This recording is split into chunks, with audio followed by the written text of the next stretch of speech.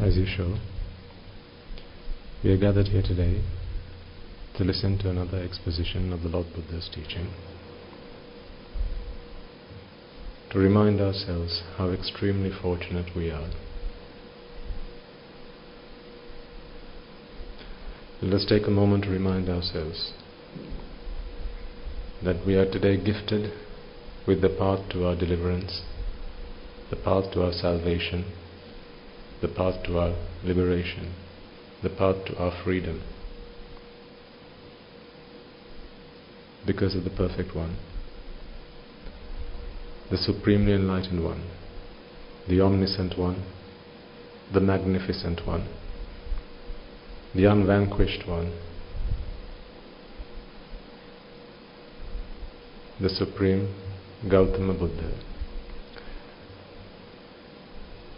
Before we commence this sermon, let us all take a moment to pay homage to the Great One, the Perfect One, the Supreme Buddha. Namo tassa bhagavato arahato samma sambuddhassa. Namo tassa bhagavato arahato samma sambuddhassa. Namo tassa bhagavato arahato samma sambuddhassa.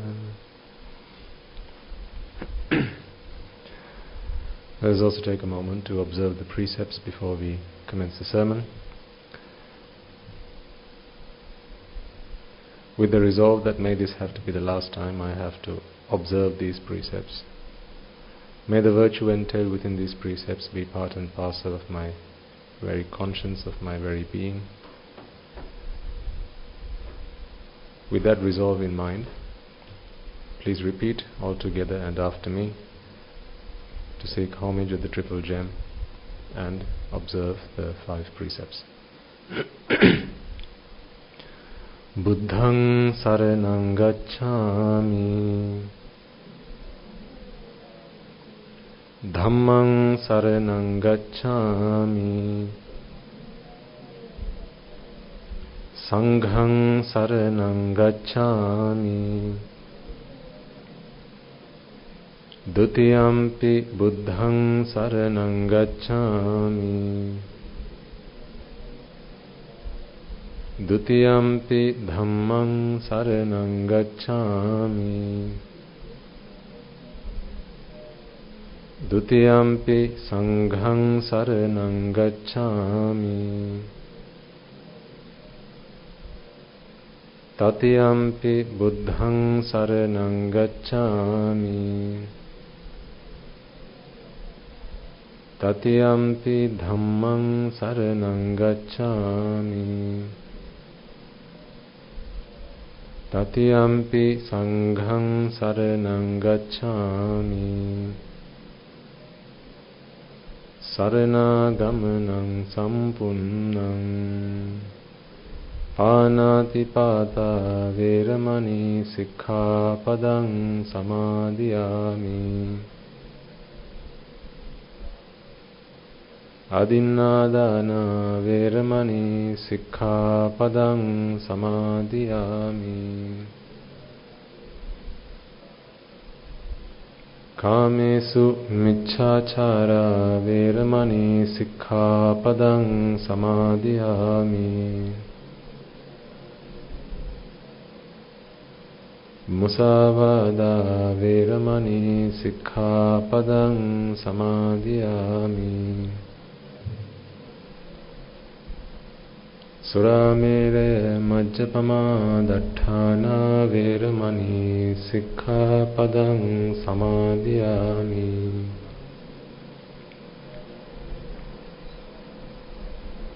Tisaraṇena saddhiṃ pañcasīlaṃ dhammaṃ sādhukaṃ surakkitaṃ kattvā appamādena sampādeta. Okay, you may all now be seated.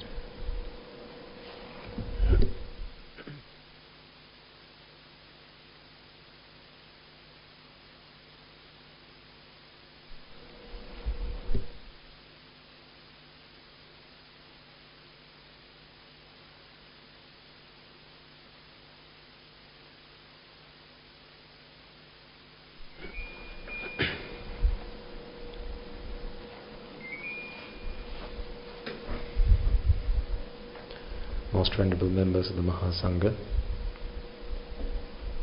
distinguished gathering, as well as those joining us online. Before we commence this sermon, let us all take a moment to invite all those beings we will have come past in this infinitely long journey in samsara to join us. These are beings who we will have wronged, who we will have faulted, who we will have done disservice to. This is the perfect opportunity for us to repay debts that we owe them. Those beings who will have been at our service, those beings who will have been mothers, fathers, brothers, sisters, uncles, nephews, aunts, grandparents, teachers, co-workers, and so on and so forth. Anyone in this infinitely long journey that we have all taken through samsara, who might have come into our lives at some point, who might have helped us, supported us, assisted us in whatever capacity they were capable of. They came into our lives and then they walked away. However, today we have debts that we owe them, debts that we ought to repay.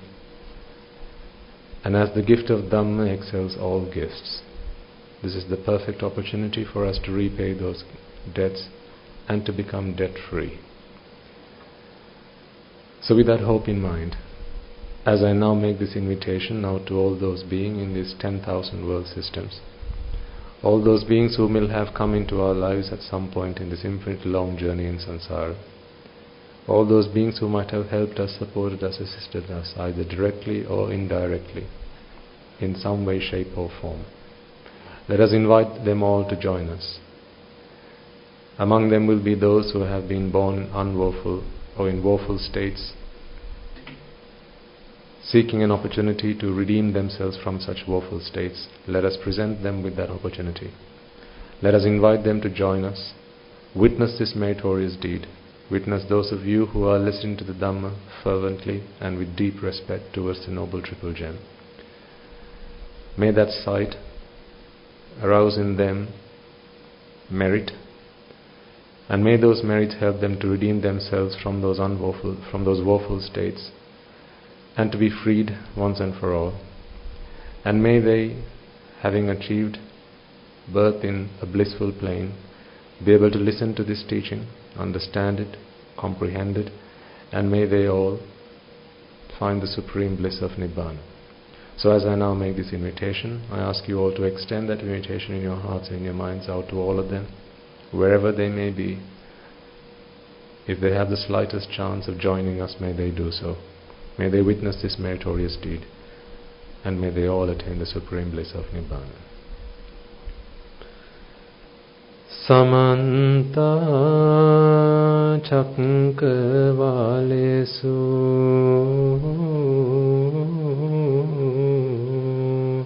Atra Gachantu Devata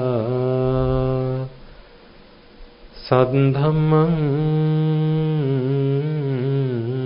Munirajansa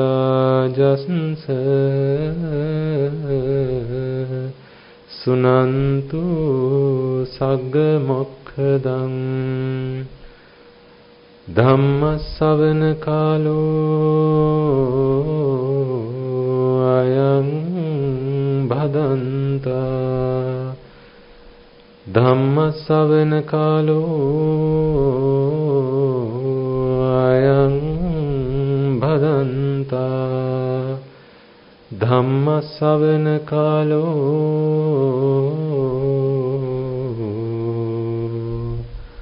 Ayang Bhadanta.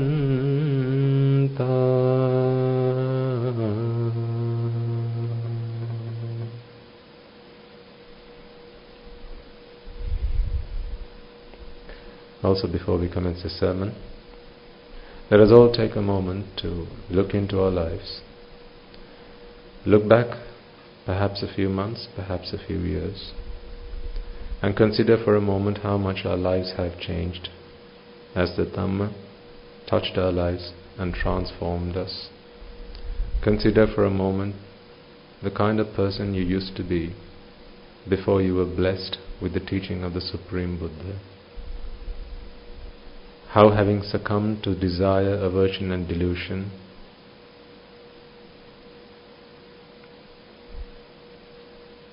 you were a threat to yourself as well as those around you. Now consider the kind of person we will all have been in this infinitely long journey in samsara, having always fallen into the association of ignoble, immoral people, whose association defiled our minds with raga, desha, moha, desire, aversion and delusion, and having been blinded with ignorance and attachment, that is avidya and tanha, innumerable will be the times we will have offended the noble ones. This is the Samma Sambuddhas, the Pacceka Buddhas, Arahata Buddhas, Anagami, Sakrudagami, Sotapannas, be they on the path of having attained the fruits, as well as the Buddha's ministry, the Sambuddha Shasana. For any thoughts, words or actions of misdeed, slander, desecration and revile that we might have directed towards them, either knowingly or unknowingly, the consequences of such actions may be that today our progress in the Dhamma is hindered, and that we are unable to achieve the noble states. So before we commence this sermon, let us all take a moment to be humble enough to accept that this is who we used to be, to have humility in our minds, to accept that this is who we used to be, but this is the last time that we possess such poor qualities and characteristics. From now on, I resolve to become a better person. I resolve to become a noble one. And on my quest to do so, may any thoughts, words or actions of desecration that I might have directed towards the noble ones, towards the Buddha's ministry, be forgiven once and for all. And finally, let us all make a firm resolve that may through the course of this sermon, if you are yet to achieve the noble attainment of Sotapanna, may you be able to do so. For all of those who have already achieved that state, may through the course of this sermon you be able to fulfill the subsequent stages, and may you all attain the supreme bliss of Nibbana. With that firm resolve in mind, I invite you all to prepare yourselves to listen to this sermon.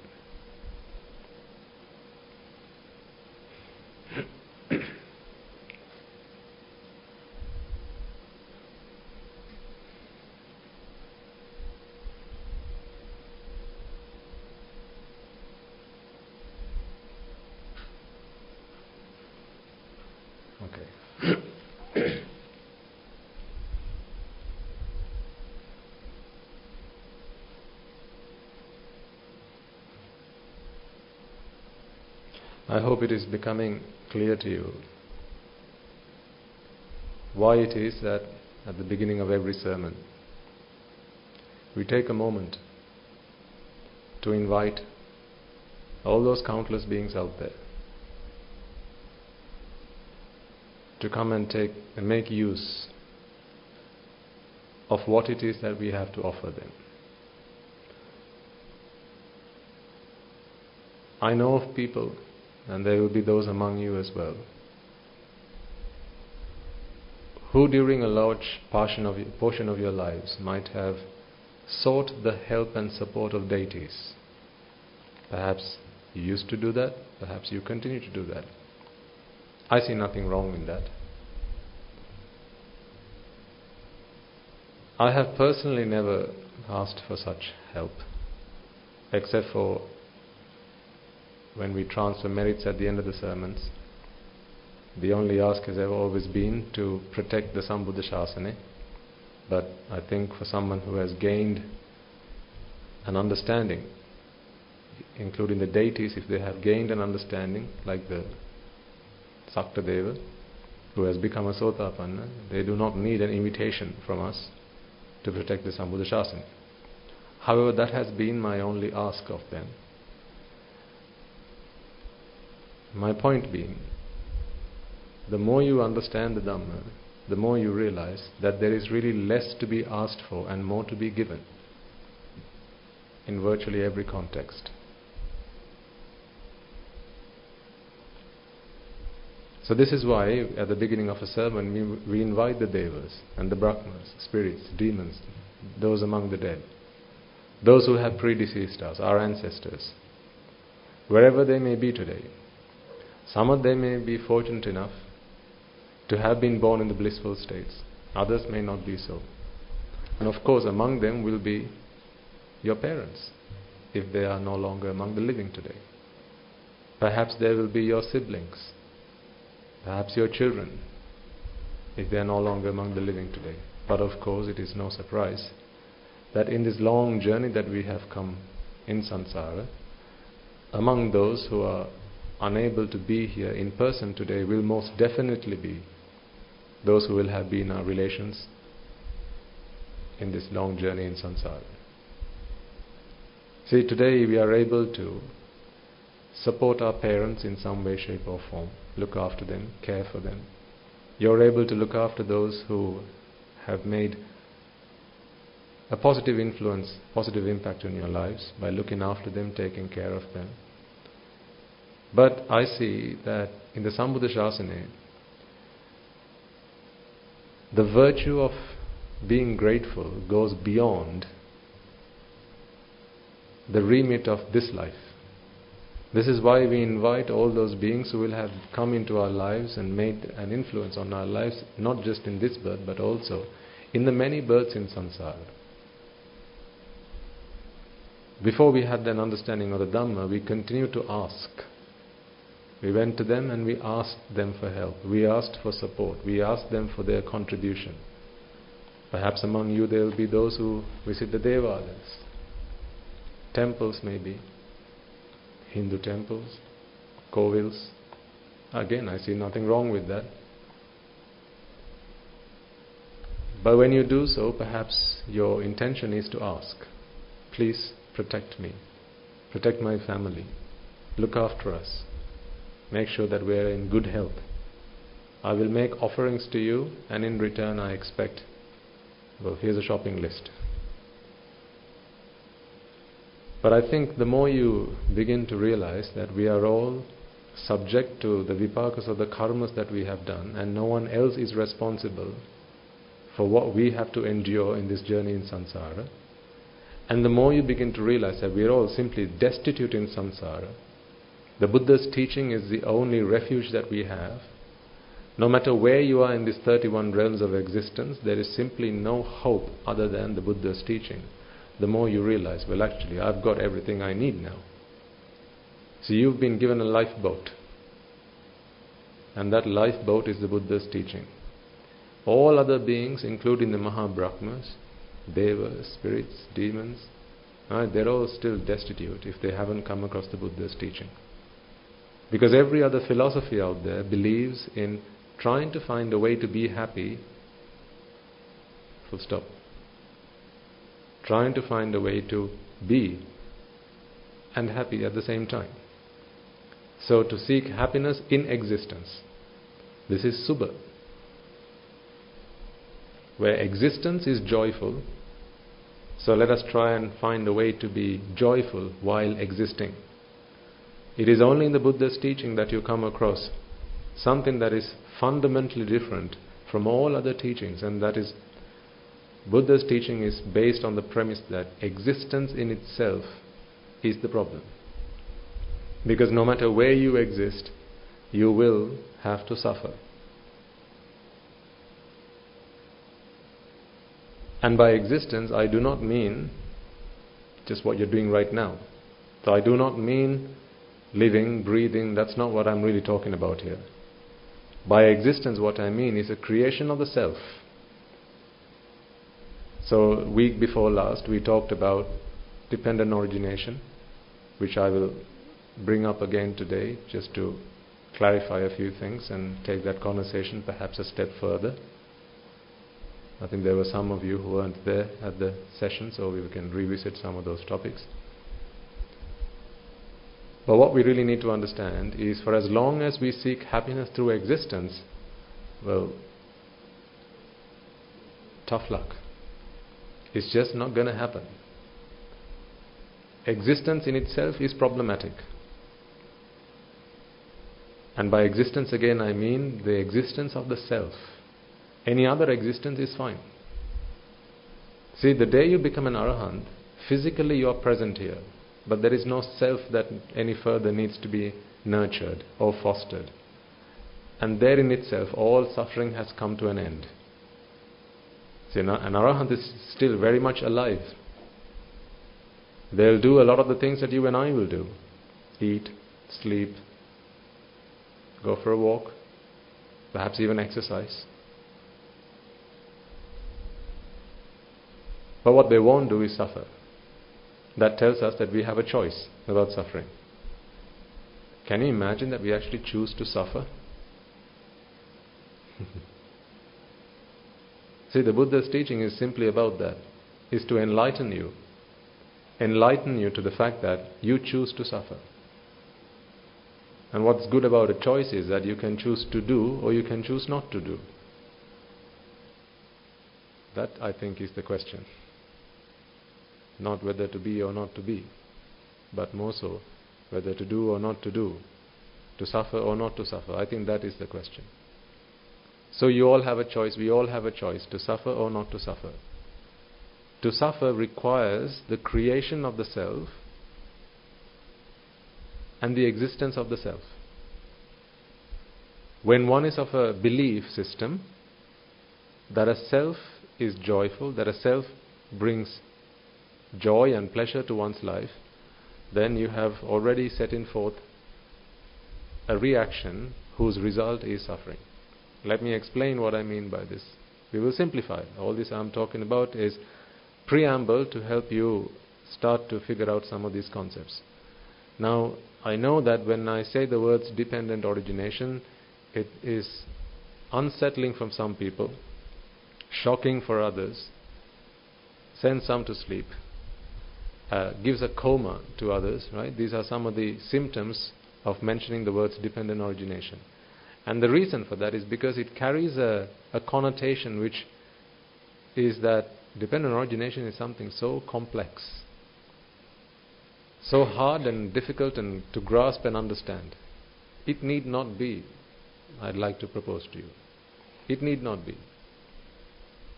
For as long as you are interested in using it for what it was preached for by the Buddha, it need not be complicated. It need not be convoluted. It need not be confusing. It need not be.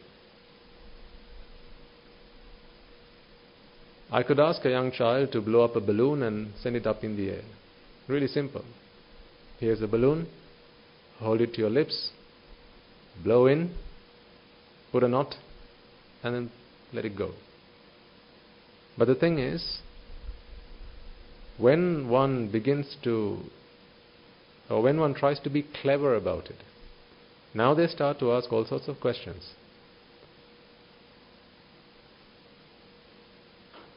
Well, how is this balloon made? Where did it come from?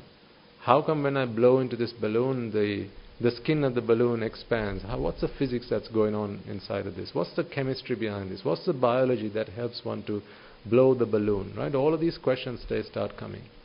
But a young child does not have any of these questions. A young child hears a balloon, thank you very much, blows it up, ties the knot, and he has fun with it. But the more you begin to learn something, the less fun really you can have with it. Because then it becomes really complicated. Do you remember the day you got your first car? I remember getting my first car. I didn't know a lot about cars. So when I saw my car, I just thought, wow, that's fun. Got into it and hit the pedal to the metal. I was on my way.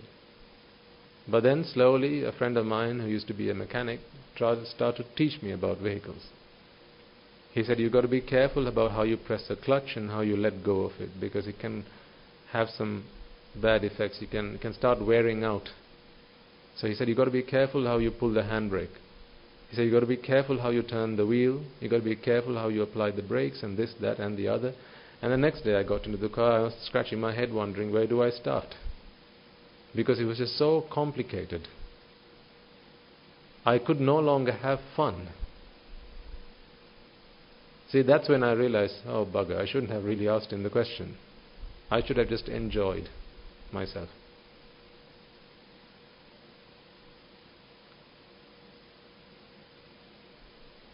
See, that's what happens when you go to learn something beyond the purpose of what it was meant to deliver. You got to understand what your remit is. You got to understand what your boundaries are, because then it just makes life simple. Another good example I have is, I have a friend who is an architect.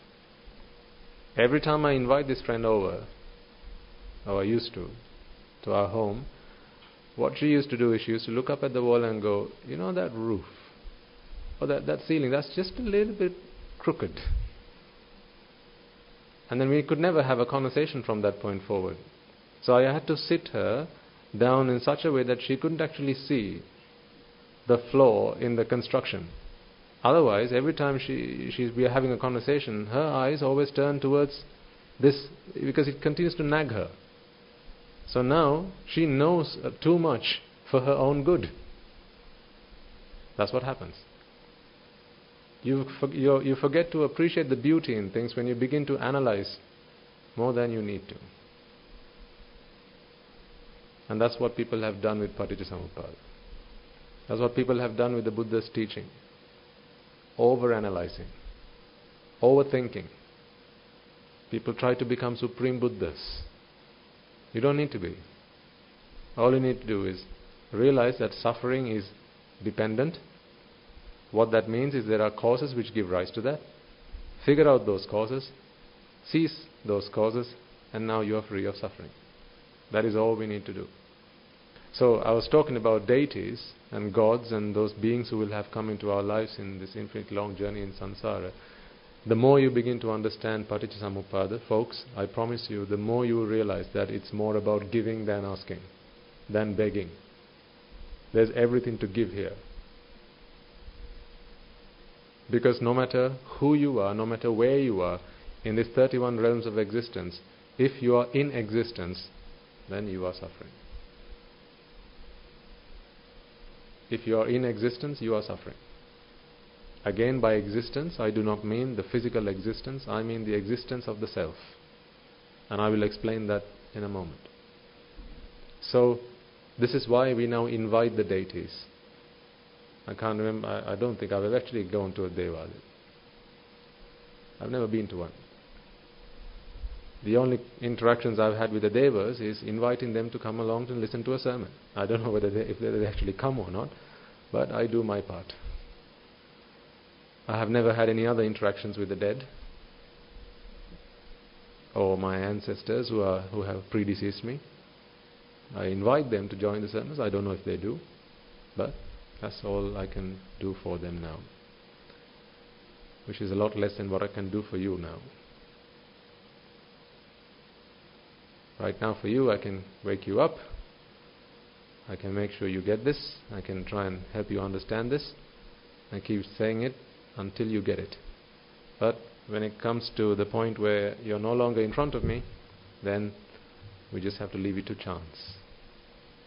And remember that there are among those beings those who are unable to join us. So this is why we have the Dolos Pirikara Puja and things like that. On that note, if there's anyone who's interested in doing one of them, there's one on the 12th. That's a side point, which is making an offering to the Mahasangha. It doesn't have to be here, anywhere in the world, make an offering to the Mahasangha. But there's a procedure for that, and as a result of that, the merits that you acquire, you pass on to your those who have predeceased you.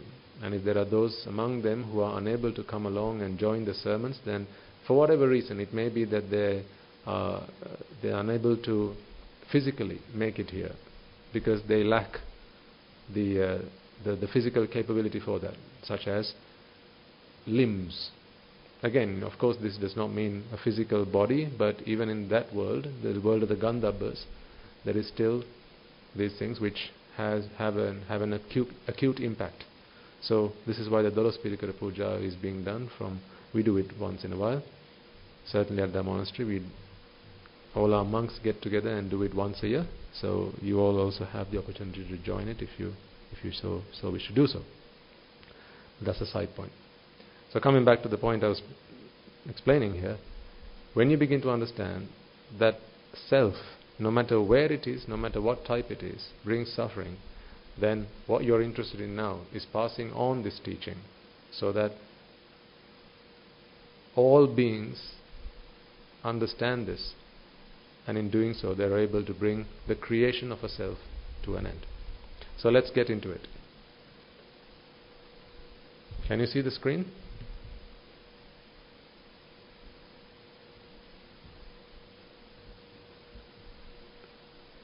Only I can't. Okay.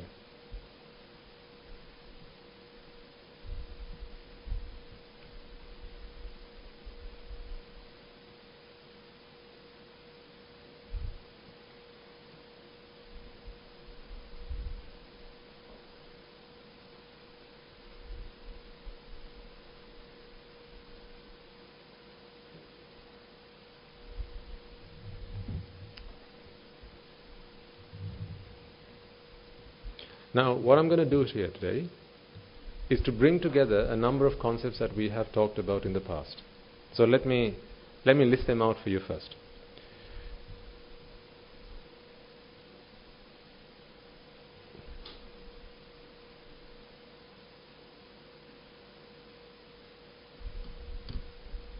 Are you ready?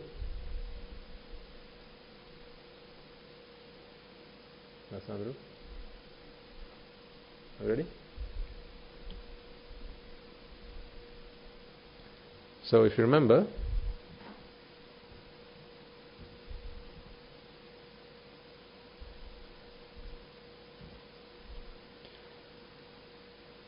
a long time ago, we talked about the five senses and how they bring in sensory inputs, sense impressions, which you remember as being Rupa, Vedana, Sanya, Sankhara, Vijnana. Yes? And we talked about how they arise and pass away. Do you remember this sine curve? Okay. So we talked about that. Then we started talking about wanting.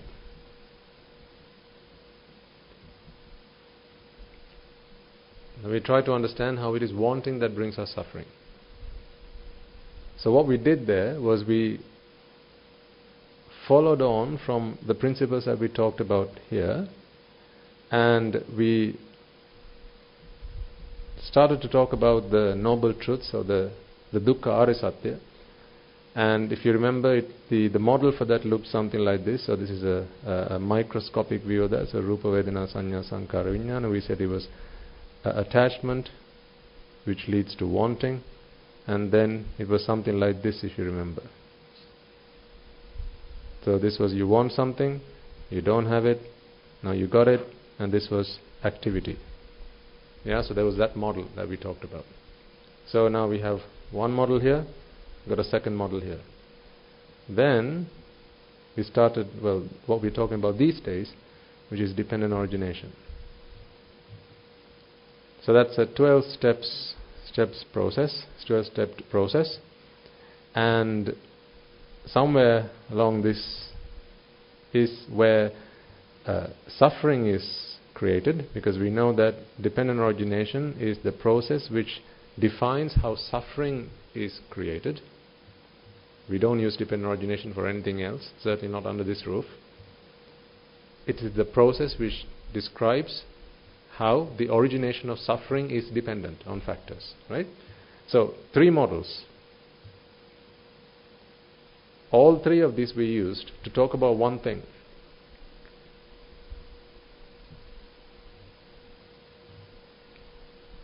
And that is, how do we be happy? Because we have a fundamental underlying problem which keeps us from being happy, and that is the creation of suffering.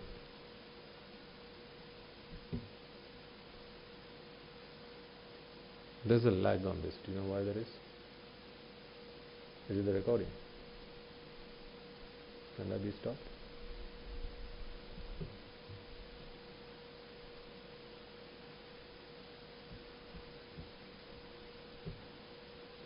If you remember from the very early days when we first started doing the sermons, we emphasized a lot about the point of happiness. I think the very first question I might have asked from a lot of you when you first started coming along to the sermons was, what is your purpose in life? Earlier on today we had a couple of visitors from Israel, and this is the first time they'd walked into a temple, one of them, and I asked them, what have you come here looking for? So I said, I don't know, we just came here because someone brought us along. I said, no, not here.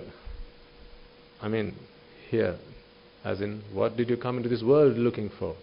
Oh, right, okay.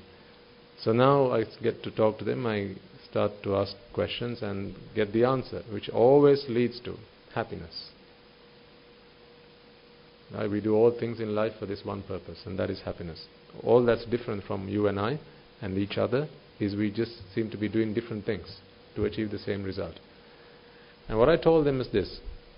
I said, I came to this monastery 2.5 years ago looking for the science of happiness. So they asked me, what do you mean, Swami Nahansa? Well, they didn't say Swami Nahansa. They said, what do you mean, sir? So I said, would it not be nice if happiness could be a science? See, the thing with art, like so you have the art of this, the art of that, the art of whatever, right? The thing with art is it's subjective. So whether these flowers, this floral arrangement is pretty or not, that one could consider to be art. Okay, that floral arrangement is to do with art. Music is to do with art. And the problem with art is it's subjective. What one finds good looking is not what another might.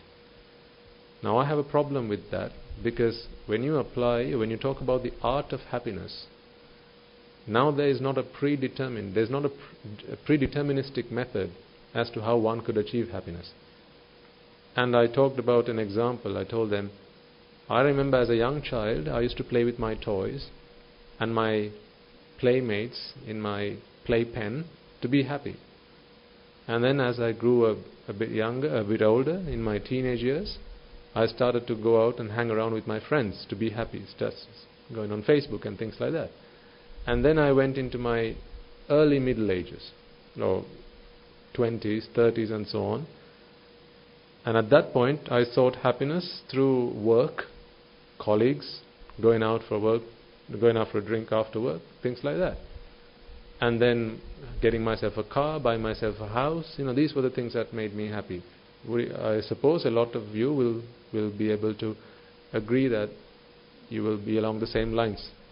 And then as you move into the 40s, 50s, 60s, maybe 55 sort of, now it's your family, your children, your relations, extended family. These are the things that make you happy. And then ultimately you move into your 70s, 80s, maybe stretching to 90s. Now it's just you just want to just mind your own business, right? Maybe go to the temple once in a while.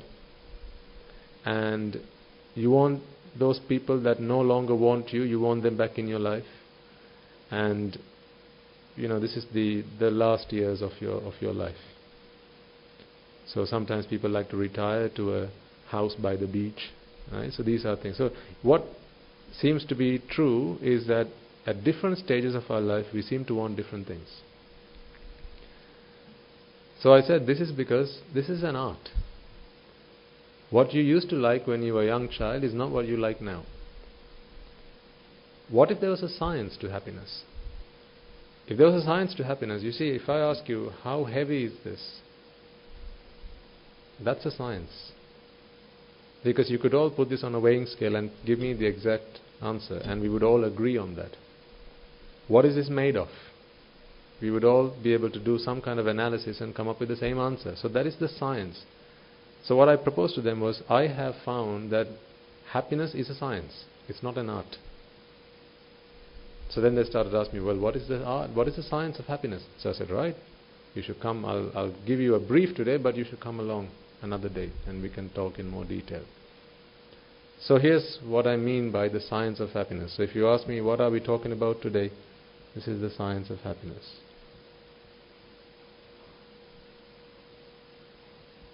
The science of happiness. Have you watched the movie, The Pursuit of Happiness? This is the science of happiness. You know, the beautiful thing about happiness is that we are all happy. I don't mean we're all on drugs, I just mean we're all happy. Right? Happiness is something we all have inherently. It is the creation of suffering which steals our happiness. If you ask me, I'm very much in favor of that. I'd rather it this way than the other way. I'd rather that happiness is natural, suffering is artificial. What if it were the other way around? What if suffering was natural and happiness was artificial? If that were the case, you'd always have to keep doing something to be happy. But now, the only thing you need to do is stop doing whatever it is you're doing, because that is what is creating suffering. See how simple it is? We are all creating suffering. Stop creating suffering and by default you are happy. So this is what I mean by the science of happiness. So 3 models that we use to describe this science of happiness. What I'm trying to do today is to bring these 3 models together and show you that we were always talking about the same thing, just in different ways, because different cup of tea for everybody. There were 84,000 sutras, discourses given by the Buddha, because everyone's got a different mentality. But ultimately he talks about the same thing, Nibbana. So if you remember, just as a refresher, we said we've got obviously the 5 senses. So you've got the 5 senses, which of course, as we know, are the eyes, the ears, the nose, tongue, our body. And these bring sense impressions. So this is a refresher for most of you. Nothing new, but just a quick refresher. These bring sense impressions. Sense impressions are the product of the external sensory world. So this is the external sensory world. I'm just drawing as a little circle to represent the globe. Okay, the world that we live in. The external sensory world, when it interacts with our 5 senses, bring in sense impressions. In other words, an impression of the sensory world has been made on our mind. That's why we call it a sense impression. An impression of it. So it's not the same thing, but it's only an impression of it, right? Now these sense impressions we call rupa. Rupa, not rupa. Rupa. Okay? So these rupas, they come and fall into our minds, and you know now that the reason we draw this as a sine curve is because it has the nature of arising and passing away. Okay, so it's not constant. Arises and passes away, arises and passes away. Do you remember some of the evidence that we proposed, we put forward to prove that the mind arises and passes away? Do you remember? Well, the fact that you can hear me asking this question from you is proof that the mind arises and passes away. Because if it was fixed, then you wouldn't be able to hear me complete this sentence. You wouldn't be able to see anything, you wouldn't be able to feel anything, because it would just be static.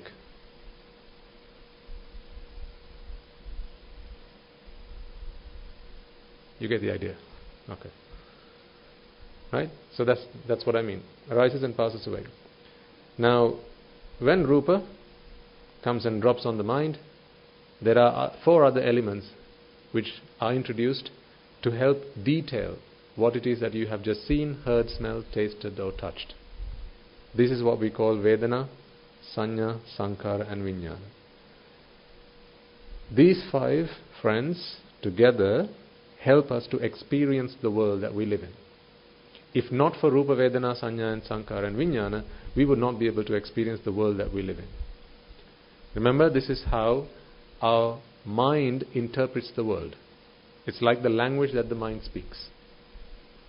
Like an Englishman speaks English, and a Russian speaks Russian, and a German speaks German, the mind speaks Rupa Vedana Sanya Sankara Vijnana.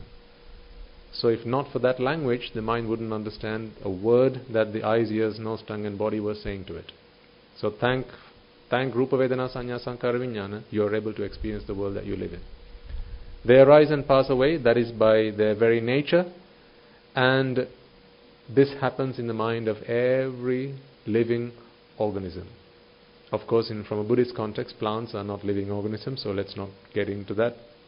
But all living beings, from an amoeba to dinosaurs that used to live on this world, to other beings like the Devas, Brahmas, any being that has a mind, this happens in their mind. Right? So this is very natural. What is the state? What is natural out of these two? Suffering or happiness? Happiness is natural. So really, this is natural. So what I mean by that then, there's no suffering here. This is just the way it is. You've got to do something on top of this to experience suffering. You've got to do something on top of what's going on here to experience suffering. Now, if you remember from the days we used to talk about this model, I mentioned that there was attachment which was running underneath this like a rail track. Attachment, right? So if you just consider that this is attachment, this line here, attachment. The problem when attachment exists is whatever arises as it passes away.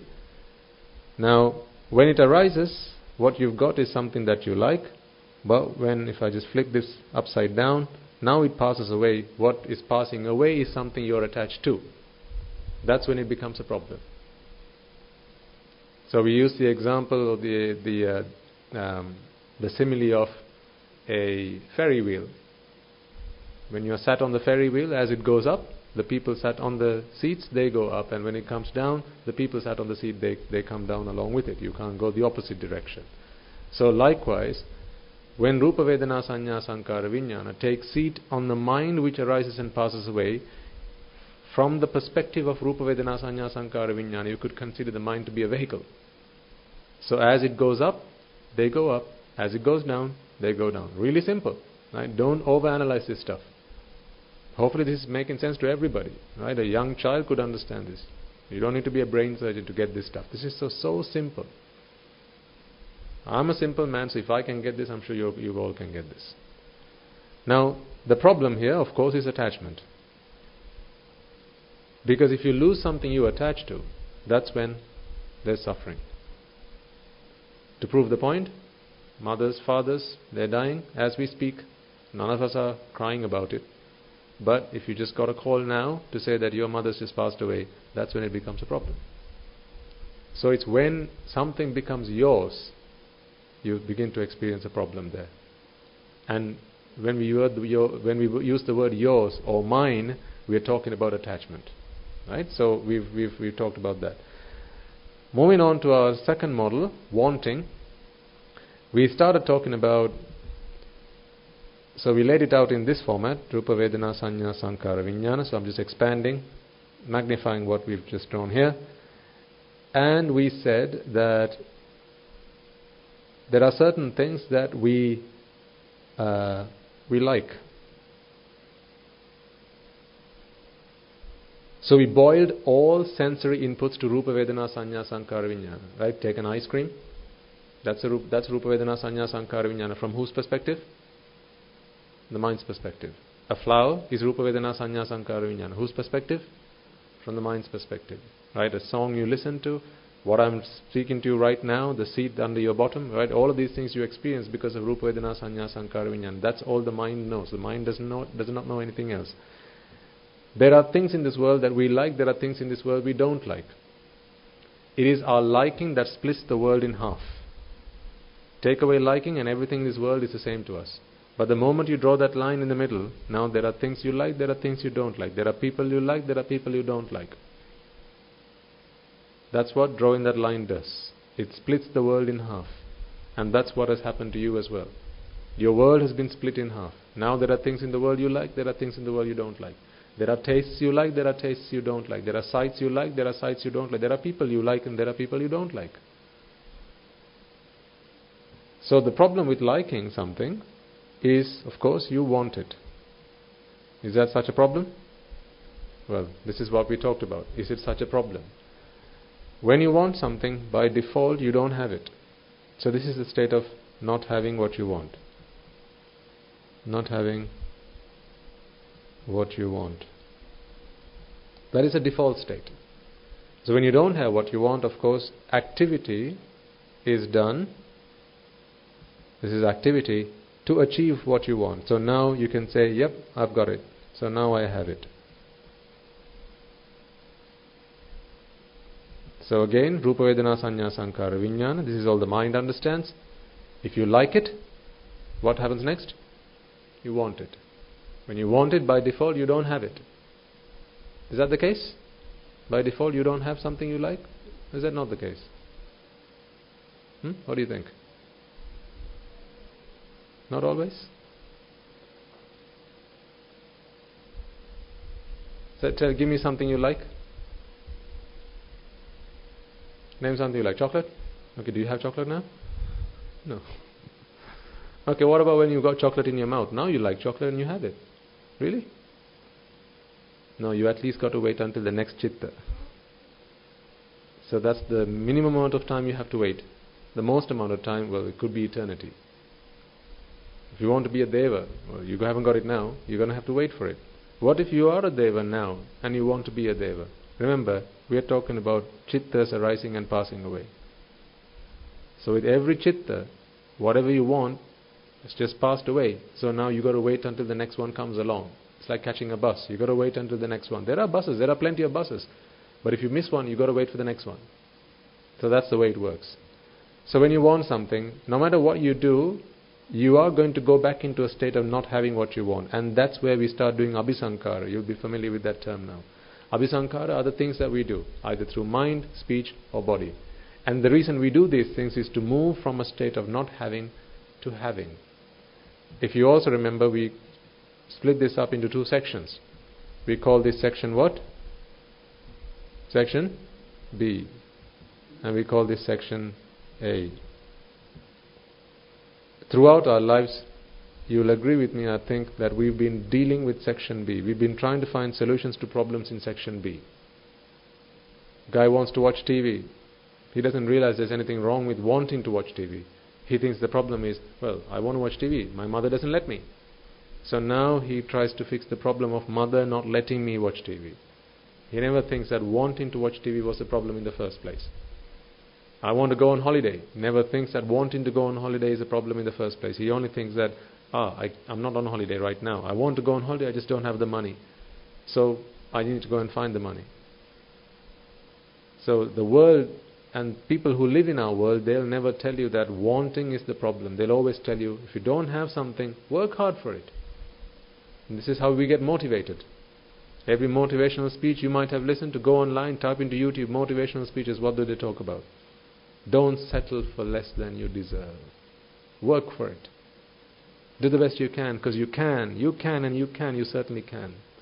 What they're trying to do is encouraging you to act. Good, from a worldly existence perspective. For the purpose of Nibbana, not so good. Except, of course, what you want is also Nibbana. In which case, then, that's perfectly fine. But everything else is simply attiyati, harayati, jigucchati. In the Buddha's words. Attiyati meaning, it's like a bone without any meat on it. The more you chew on it, the hungrier you get, and on top of that, it starts pricking you on the inside of the mouth. Right? Just imagine throwing a bone at a dog with no meat on it. It's going to kill the animal in a bit, because it's going to start chewing on it. The bits of the bone is going to start hurting the animal, making wounds in its mouth, but before long it's going to start feeling its own blood, the taste of its own blood. As it continues to engage in this process, it's going to start tasting the blood, and then it's going to think, I've just found meat. But whose blood is it tasting? Its own. So once it starts tasting that blood, it's going to keep doing that over and over and over again. So slowly killing itself. It's not doing itself any good by doing that. That is what attiyati means. Harayati. Shameful. It's a shameful thing to do. The best example we talked about was, remember how, and I talked to the people who came today, right? You know how we went to go to an interview, they say, sell me this pen. Have you ever been in that kind of interview? Sell me this pen. Just ask yourself, how have you ever been sold something? You've been sold on benefits. You've been sold on not features but benefits. And someone talks to you and they make you believe that what they have to offer you is something great. But of course we know when we talk about advertising, right? Advertising is not free. The watch you got on your wrist today, the jewelry that you've got around your neck today, right? The things you have, these have all been products that you have bought. And to buy, you have spent money.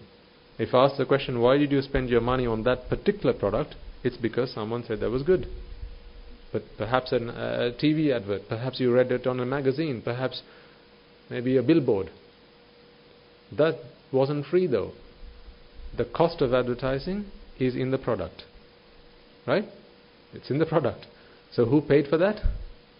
The consumer. So in other words, you're paying someone to entice you to buy something, and then you're paying money to buy it. And ultimately what you've done is you've paid to be vexed, and then you've paid to be released from vexation. Shameful or not? Shameful. Shameful. That's what harayati means. I love the Sinhala word for it. Hirikitai. Shameful. And then we come to jigucchati. Jigucchati means meaningless, pointless, that which should be shed away. Like jigu. Jigu is what? Feces, excreta. Throw it away. No point, useless, meaningless. It's not something you like to keep around, it's something you want to flush down the toilet. Likewise, right? So this is what attiyati harayati jigucchati means. Unless your wanting is Nibbana, all other types of wanting will ultimately lead you only to one place, and that is suffering. And we have seen it now. So then we said, let's stop trying to fix the problem in section B and let's move to section A, which is where we try to deal with the problem of wanting. But wanting can't be dealt with unless we find the cause for it.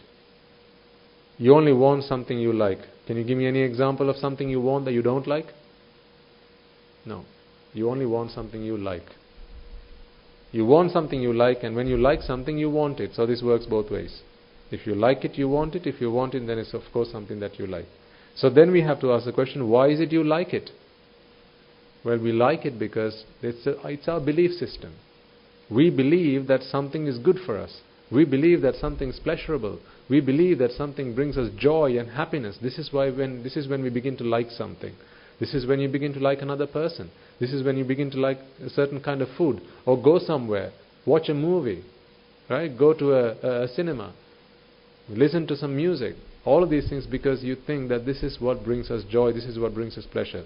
So the moment you take on board that view, now you begin to like it. When you like it, you want it. When you want it, you don't have it. So now you're suffering, and then you do something, activity, which releases you from that state of suffering into a state of joy. This is what section A is about, and that's what our second model is. Then we moved into the third model, and the model that we've been talking about of late, which is dependent origination. Ultimately, all these three things talk about the same thing. And this is where I'm trying to bring all three together today to help you understand this. Because otherwise what someone might believe or might feel is, every day we're talking about something new, and I've only just managed to get my head around the first thing you talked about. Now you're talking about something new. I'm never going to get this ever in my life. What I'm saying is easy. Don't stress yourself. This is all the same stuff. Just a different model to help you understand it better. That's all this is. So how can I prove that to you? Well, let me show you. What does this do?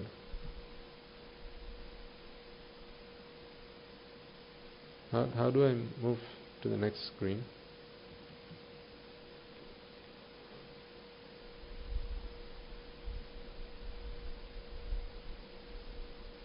Okay, no, it's okay. It's fine.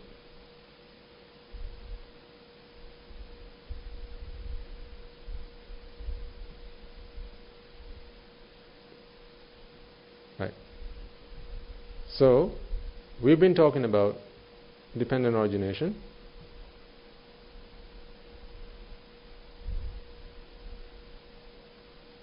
And what I'm going to show you now is how we can bring all these three models together. Again, this is not for the purpose of academics. It's simply to show you that ultimately it all leads to the same place. Reflection on anicca dukkha anatta, which is the answer to all problems. The Buddha proposes that dependent origination is the process which teaches us why it is we suffer. Remember, suffering is something that we create. Happiness is natural. This is artificial. Okay, so the Buddha proposes dependent origination.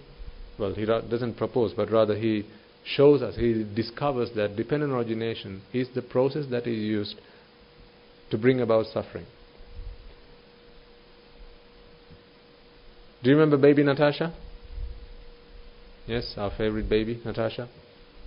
If you remember the story of baby Natasha, remember there was a child that this mother had, but this child was imaginary, right? So the mother used to look after the child, feed the child, wash the child, but all along it was an imaginary child, not a real child. But the fact that the child was imaginary didn't make it any less bothersome or any less troublesome on the mother, because the mother had to look after the child anyway. Whether it's imaginary or not is insignificant.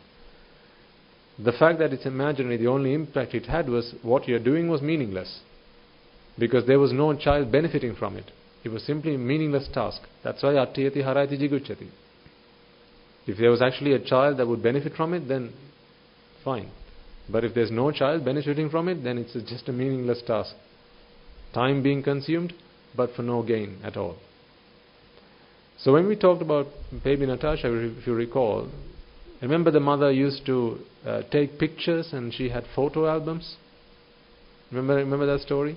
And then when her friends came along, she said, "Hey, can I show you the pictures of when we went on holiday?"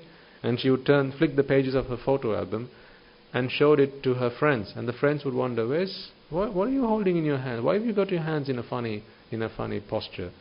What do you mean funny posture? Because I've got my baby with me. What baby? What do you mean what baby? Can you not see the baby? She used to say. Because to her it was imaginary. To her it was real. But of course everybody else knew that this child wasn't there after all. And she even gave her husband a lot of trouble, saying, "Please look after the baby. Don't drop the baby. Just drop the baby." She used to tell her husband when there was no baby after all. So eventually she was convinced to go and meet a doctor, and the doctor treated her, and then she realized what a waste of time I was doing. And then what did she do with the photo albums? She threw it all away. Why? Because now she knows that those photo albums, she just held her hands or arms like this and there was no baby there. So although she was quite happy to show it to her friends when she thought she had a baby, now she's very shameful. Harayati. Right? She used to fill her cupboards up with baby wear. All those little socks and baby shirts and baby trousers. Why are you thinking, oh, this is a made-up story. I'm talking about baby Natasha. It's not only made up, it's not real. Okay? So now she begins to realize this. All the baby ruskins and things that she filled her cupboard up with, all of that was thrown away when she realized this baby is not real after all. See, this is the baby that we create, which is what we call by suffering. This is the self. We use that story to help as an analogy to understand the creation of the self. Now, the dependent origination process starts at ignorance. There are a number of steps, and it ends at suffering. Okay? So there are some steps in between, but it starts at ignorance and ends at suffering. To be honest, this is all you need. You don't need any other middle bits. Because if something starts somewhere and it ends at suffering, does it matter what the middle bits are? It does matter what the start is, because if you start it, then you can't stop suffering. Have you seen those signs experiments. I can't remember what you call them now. I remember watching some cartoons or cartoons and sometimes movies, right? So you have a table like this, and there's some kind of contraption whereby someone has to, so there's like a table like this, and there's a ball, a lead weight or something like that here, and then as they drop that, so there's a bunch of levers and then there's like a Bunsen burner somewhere that does something, and then connected to that there's like a card pack, right? And then that's connected to some kind of other thing where this ball drops, and then you've got a fish tank, and there's a fish here that eats something, and then have you seen these things? I can't remember what it's called. Do you remember what it's called, Buddha? No? Okay. So these contraptions, I will find out what you call these things later on. But what happens is, as you drop this ball, if you push this ball and it hits this surface, then one thing leads to the other, and you can't stop it until it gets to this point. Here it might just be like there's a candle that gets blown out. Something simple, but these things you'll have seen in certain places. Certainly in cartoons you get to see this stuff. Dexter has it in his lab. You don't know Dexter, do you? No. Yes, Buddha?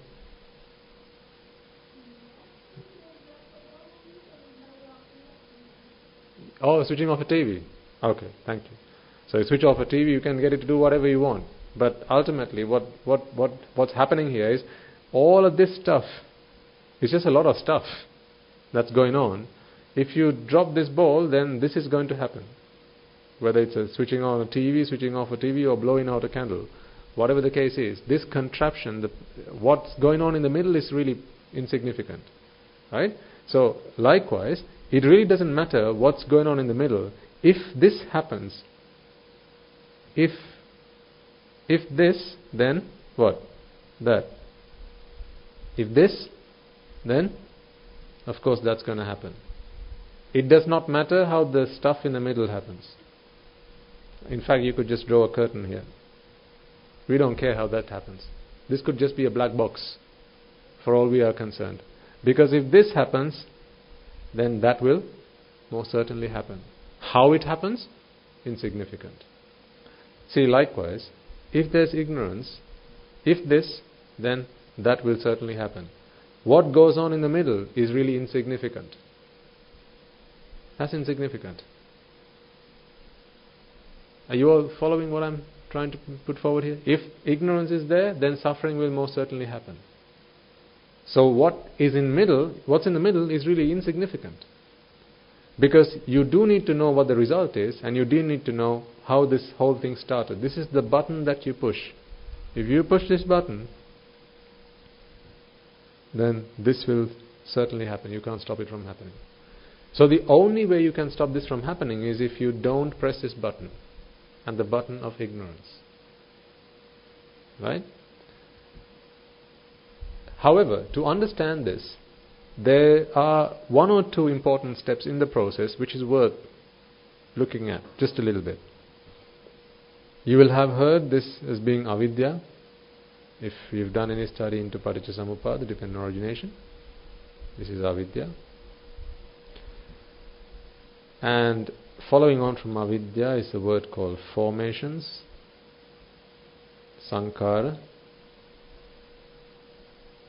or better called abhisankhara.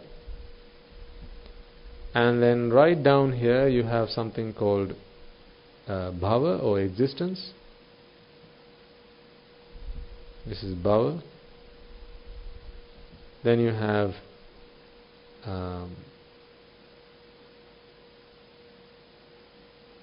so the Pali term would be jati. You could call this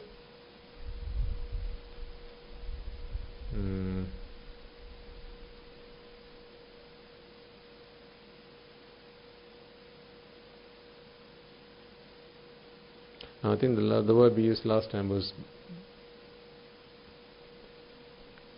becoming. Yes, thank you, madam. Becoming, and then existence. Bhava leads to jati, that leads to jara marana. So there's a lag on this. Not sure why.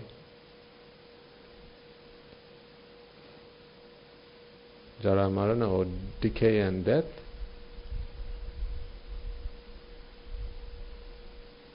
Decay and death, right? So starts at ignorance.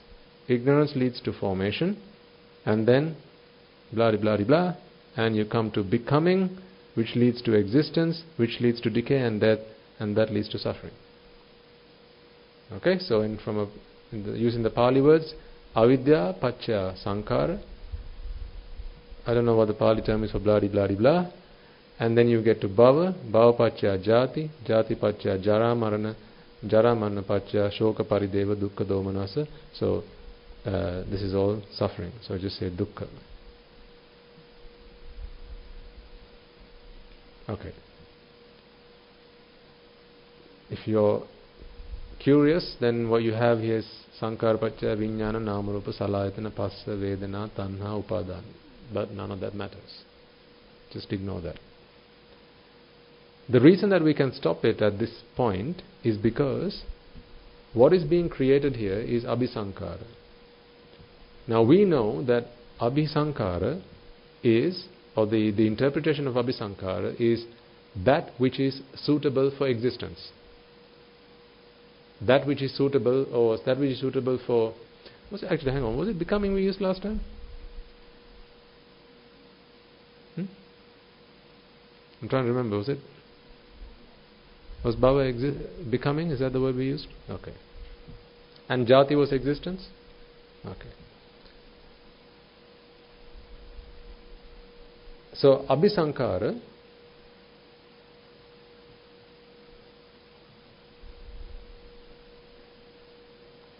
what this means is worthy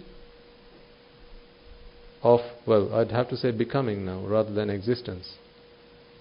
Worthy of becoming. I suppose that would make sense, because remember when we were young, people used to ask, what is your ambition?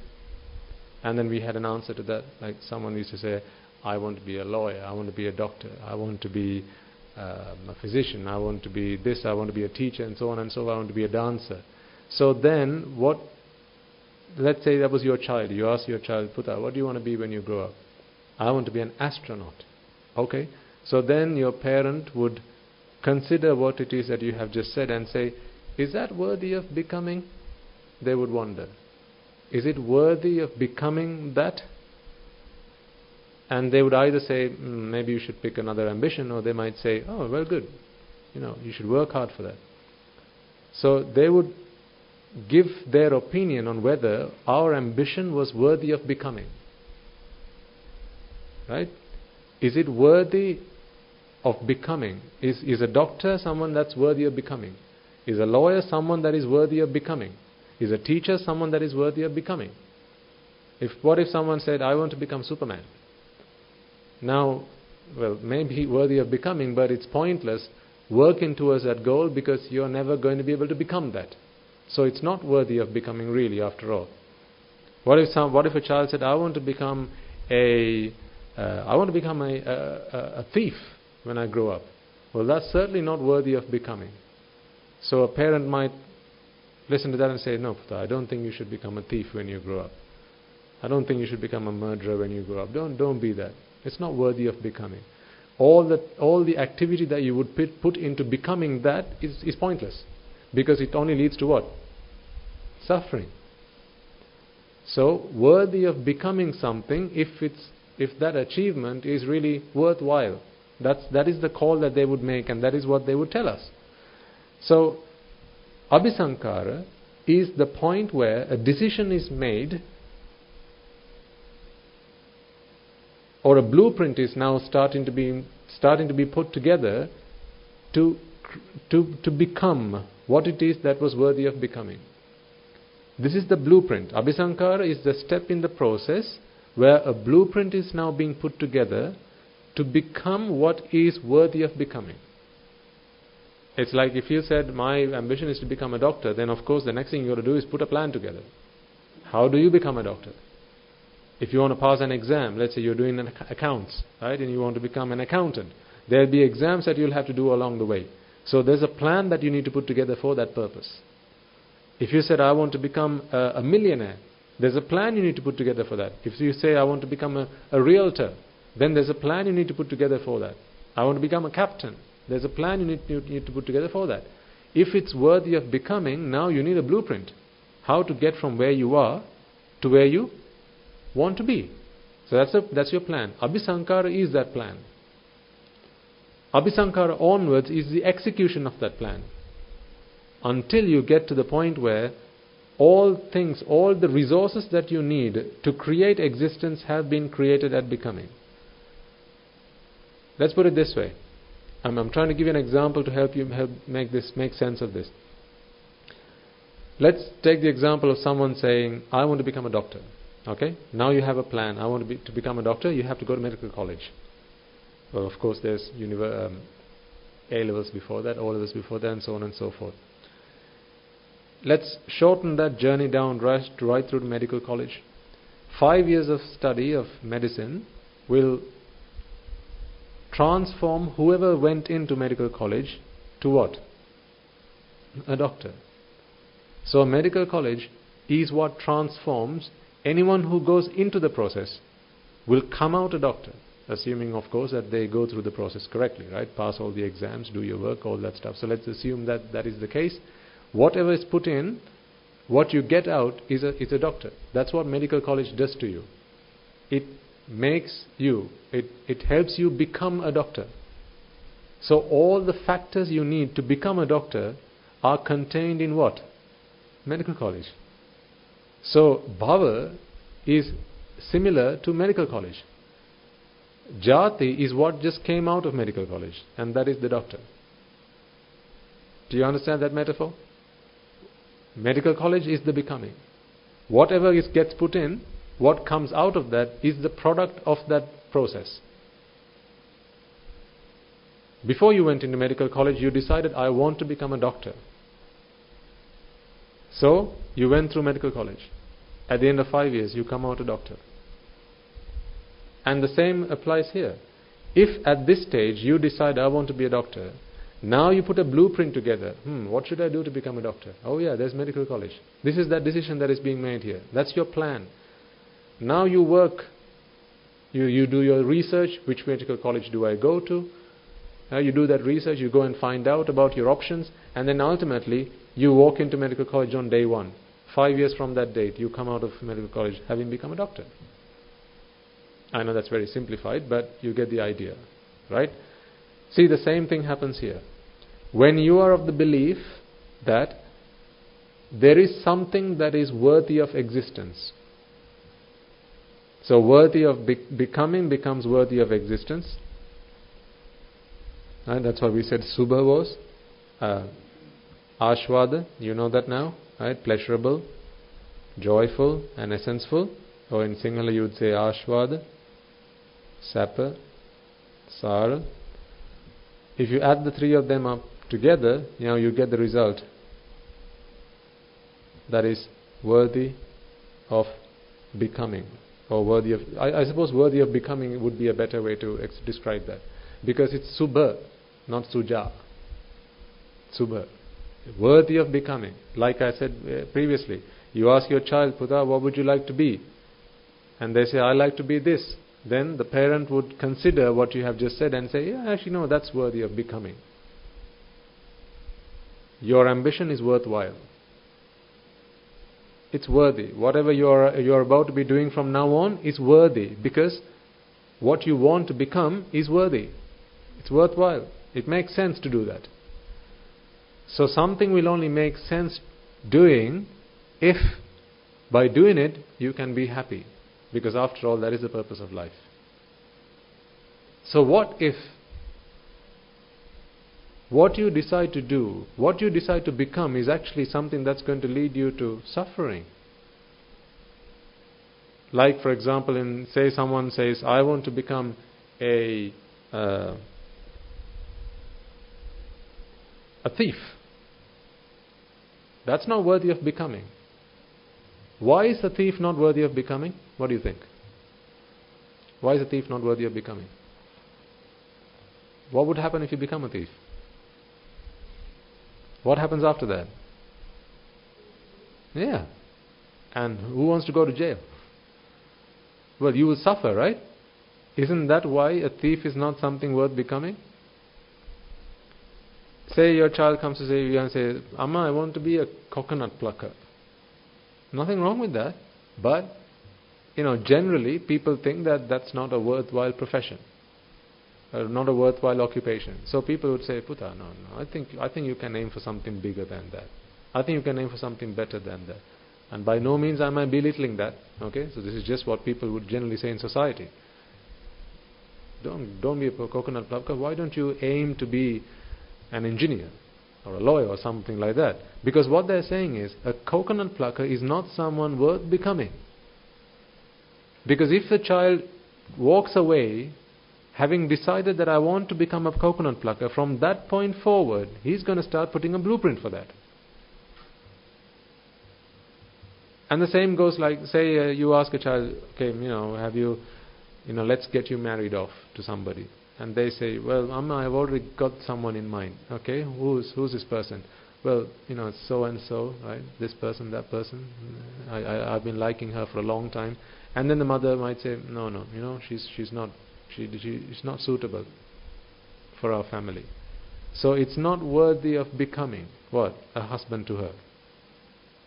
It's not worthy of making her our daughter-in-law.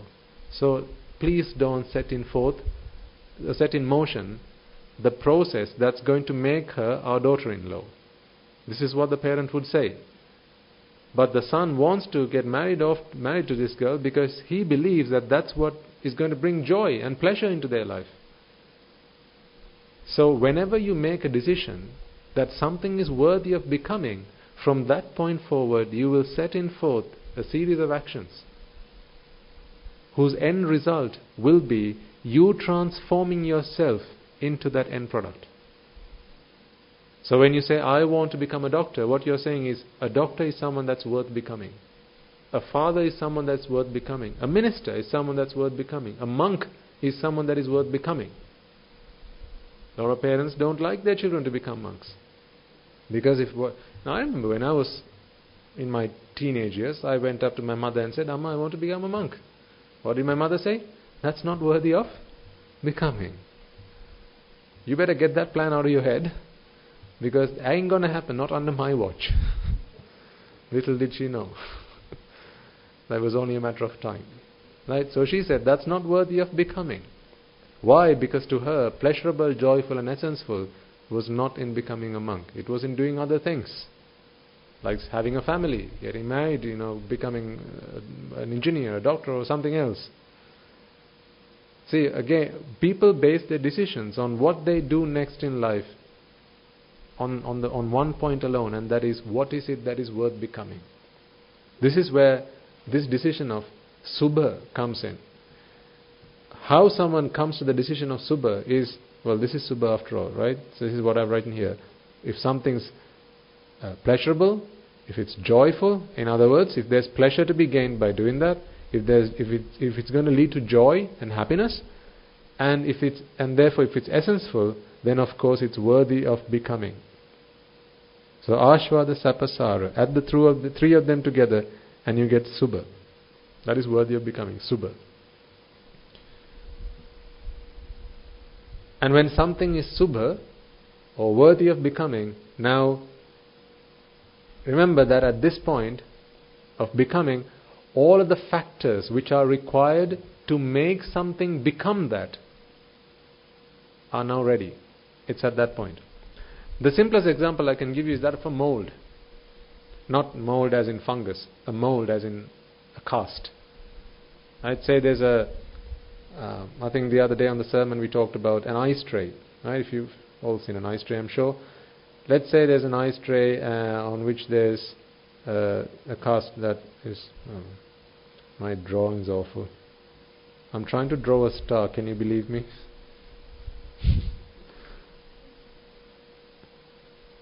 Okay, so that's a star. Right? So that's a star. Oh, starfish. Right? Let's say that is my ice tray. Now, what if you want an ice, a piece of ice that looks like a star, then what you need to do is now pour some water into it and put it into the freezer. When you take it out of the freezer, let's say in an hour's time, would it not be foolish to ask the question, where's the water? So I say, here's the ice. Guy asks, where's the water that you put in there? Is that not a foolish question to ask? Why is that a foolish question to ask? Because what is the ice now? The water that you put in. So the water has what? Fill in the blank. Water has become ice. Right? Because it was worthy of becoming. That's why you put the water into the ice tray and put it in the freezer. Of course, it has transformed. But that is what worthy of becoming is. If it was not worthy of becoming an ice in the shape of a star, you wouldn't have put it into that ice tray. Perhaps you would have put it into a different ice tray, which was like a ball or a circle or some sort, like a disc, or maybe a strawberry, some other shape. But we decided that a piece of ice in the shape of a star is worthy of becoming. This is why we poured the water into it. So you can think of bhava as being this, like an ice tray. It's a cast or a mold. That is what bhava is. So you see, for water to become... I'm failing with my drawing again. Okay, that's an ice in the shape of a star. For water to become this, what must you do? Pour it into the ice tray and then stick it in the freezer. So all of the factors that are required to transform liquid water to solid ice are present in this ice tray. Yes or no? Because it's got the cast for it. It's got the mold for it. Of course, you need to put it in the freezer, but if you just leave that bit out of it, let's say the temperature here is 0 degrees C. Now you've got all the factors you need to transform flowing water into solid ice. So you see, at this point, you've got all of the factors that are required to transform water that is free-flowing to solid ice. This is why bhava is the major point of discussion in our conversations. Because once you hit bhava, you now have all the prerequisites to get the end result, which is the jati.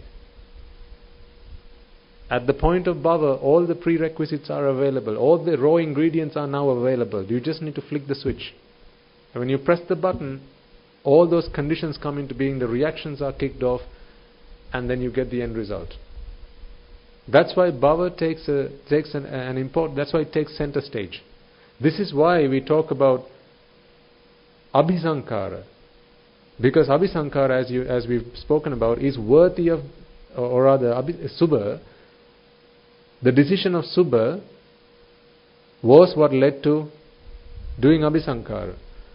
Remember, pleasurable plus joyful plus essenseful. The result of this equation is subha, or worthy of becoming.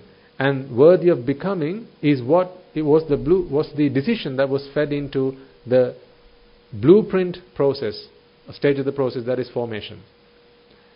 And that is what was then developed throughout this Paticcasamuppada process, and you had this cast or the mold into which,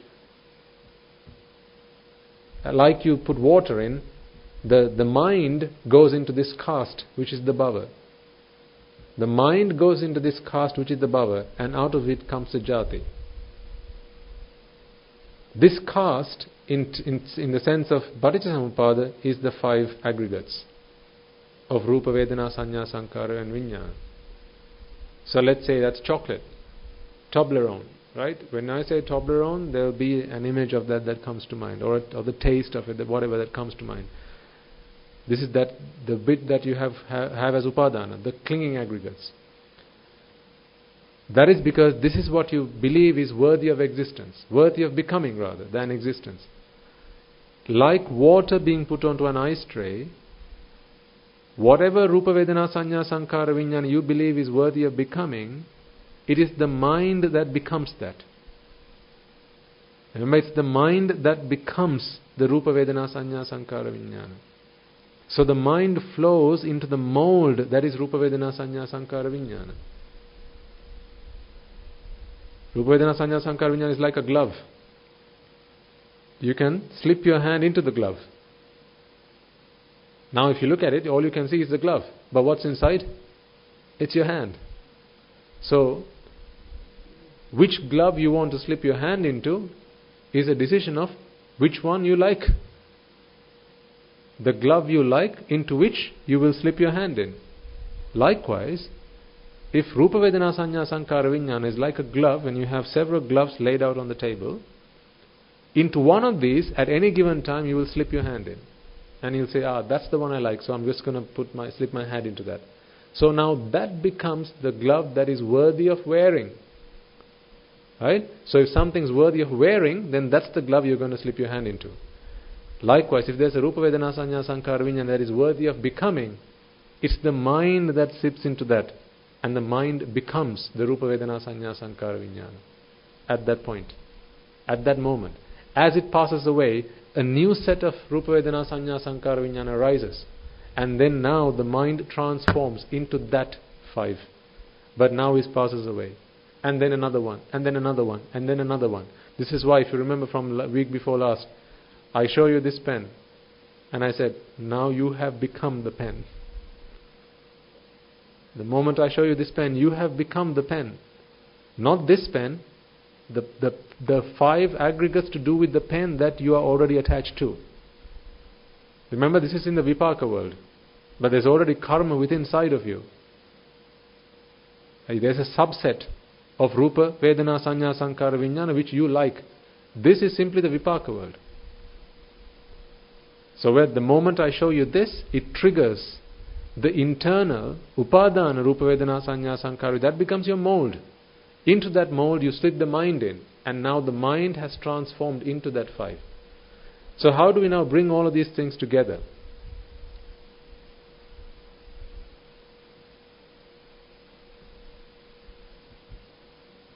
So first we started talking about the arising and passing away, our sine curve. Then we started talking about something that looked like this. And then finally we have our dependent origination process.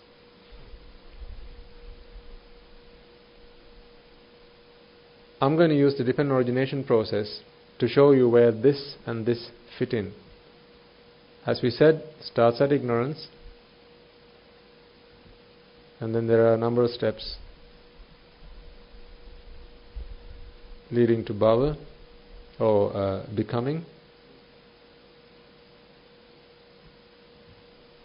existence, decay and death. That's D, by the way. Decay and death and suffering. Okay? So there are steps in between, but as we said, we're not going to worry about them.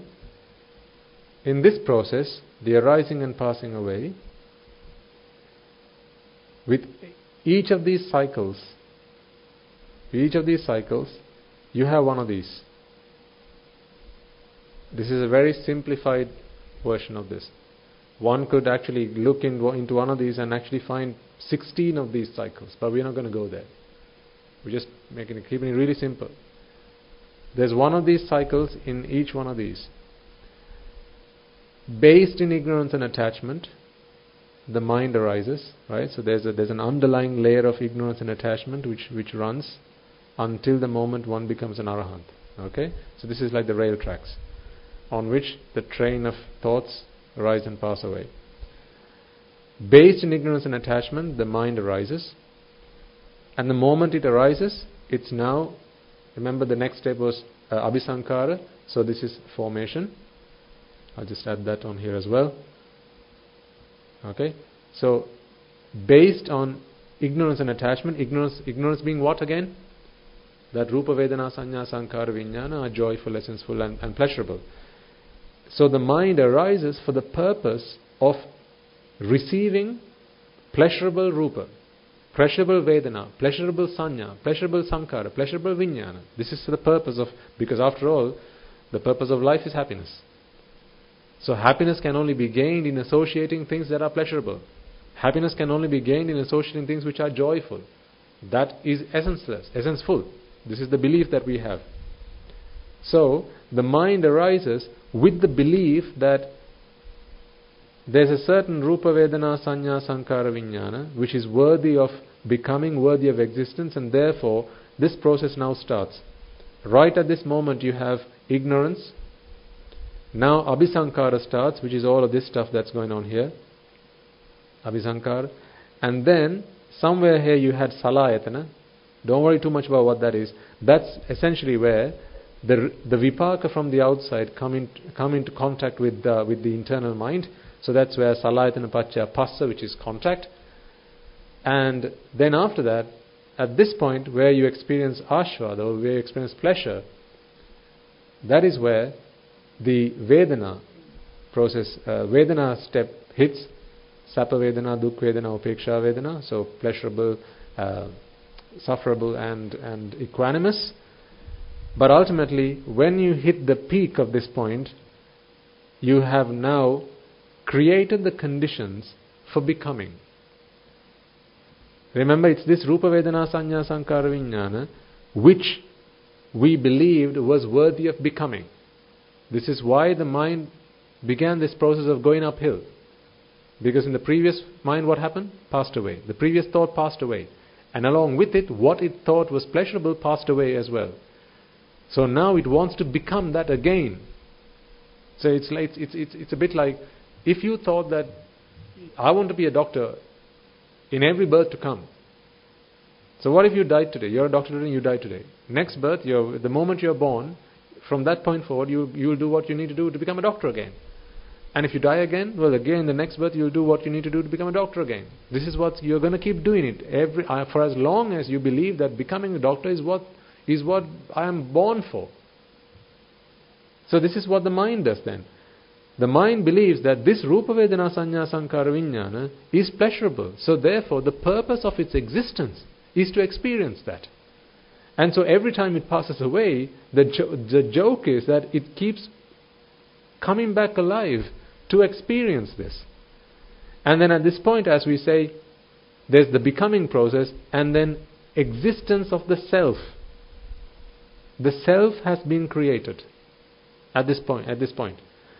Remember, the self is what enables us to experience the feeling of the sensation of pleasure.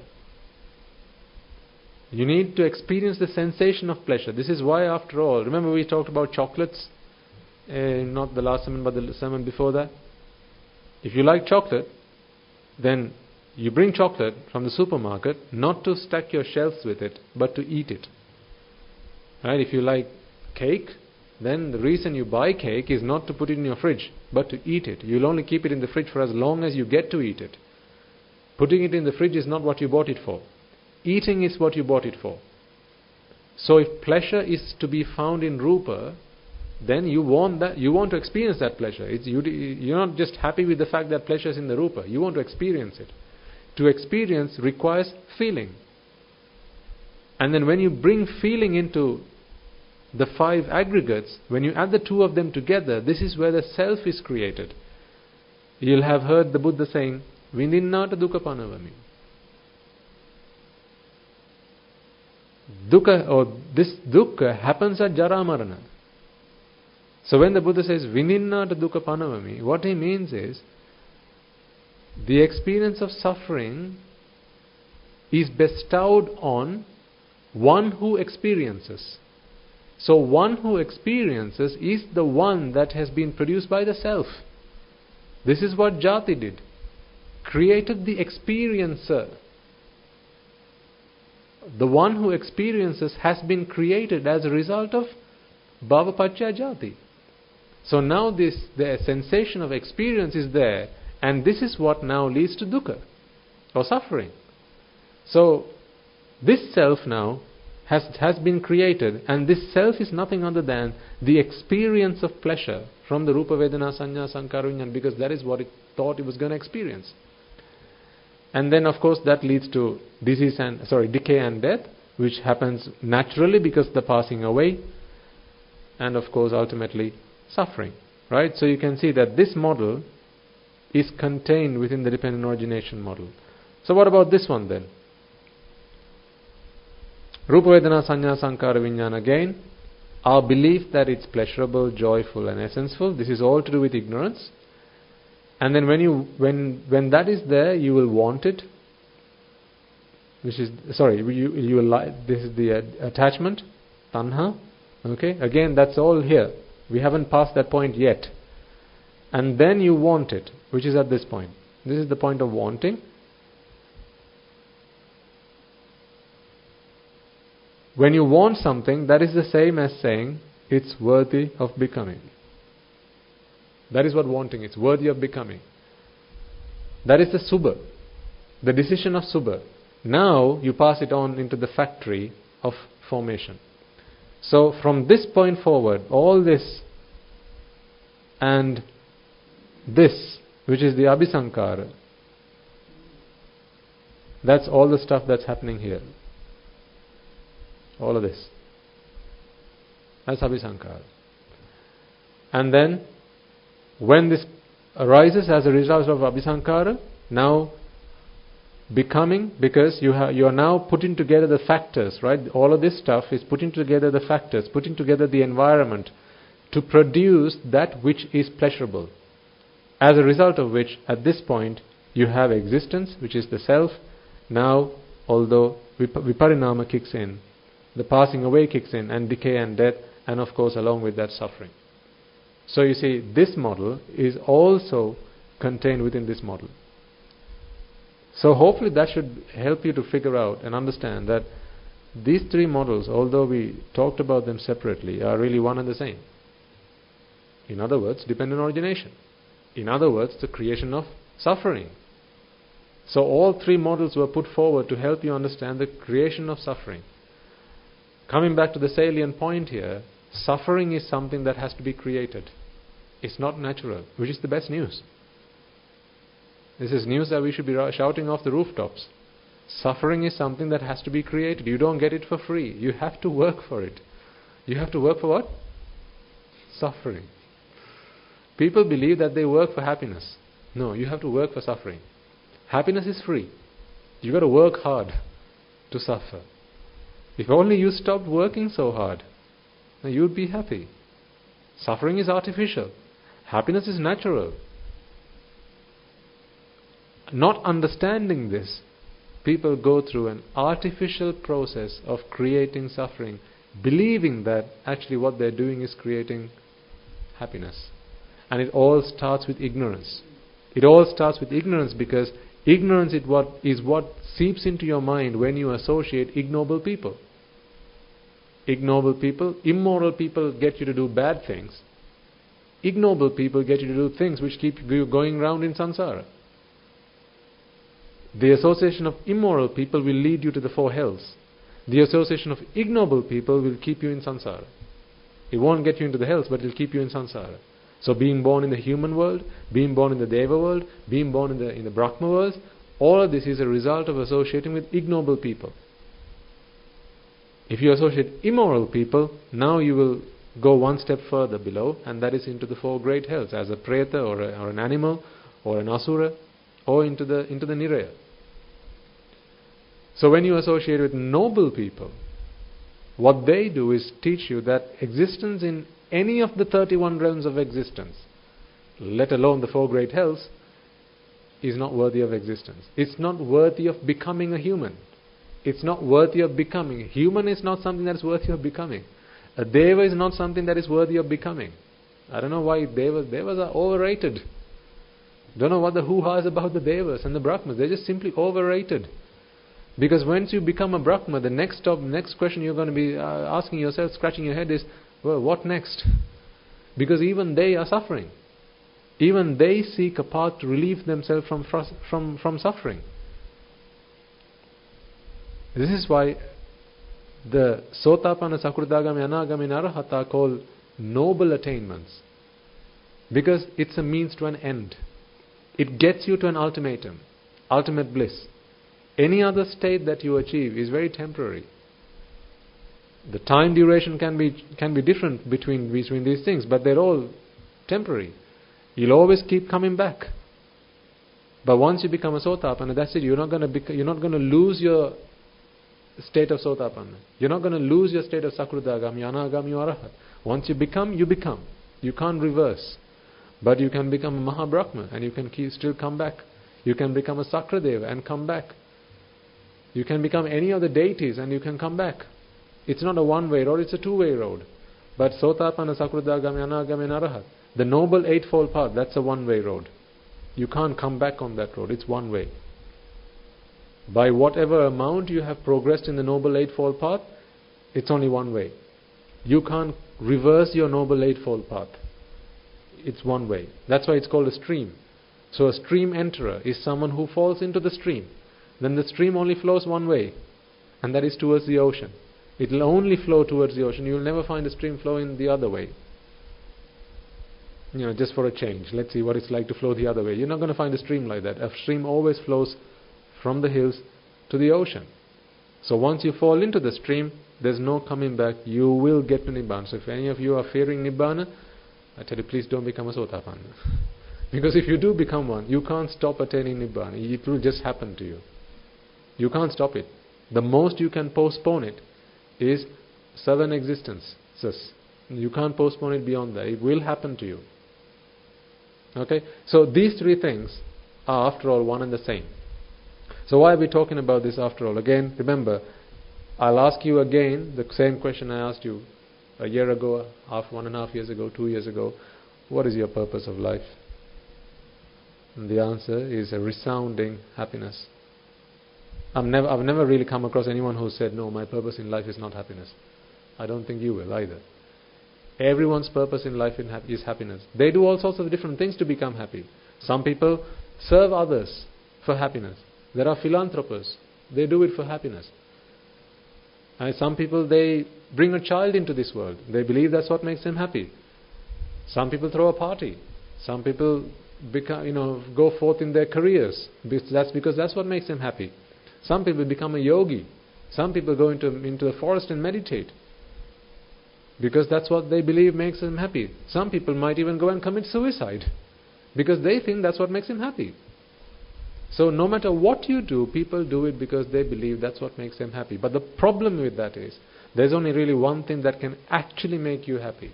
Because with every other thing, if you believe that something's worthy of becoming, then the problem is there in that itself. Because whatever you believe is worthy of becoming, there's the creation of the self. See, let's say someone decides they want to commit suicide. Okay? I'm trying to prove to you that it's pointless. That is also attiyati harayati jigucchati. If someone believes that committing suicide is worthy of becoming, so they believe that it's worthy of becoming a suicider. I don't know if that's even a noun. A suicider. You know what I'm trying to say, right? Someone who takes their own life. If they believe that is worthy of becoming, all of the points before they actually do the act of taking their life, mentally they are becoming a suicider. Right? So with every thought process that goes through, again, that is bhava paccaya jati, jati paccaya jara marana. This is why sometimes if there's a failed attempt at a suicide, now they feel bad, they feel even worse about the fact that now they feel disappointed that they couldn't do what they wanted to do. See, how can that bring someone suffering? Again, it was because expectations were set. Remember we talked about setting expectations and how this is what expectation is the biggest culprit, one of the very oldest sermons. Expectation is nothing other than this belief that something is worthy of becoming.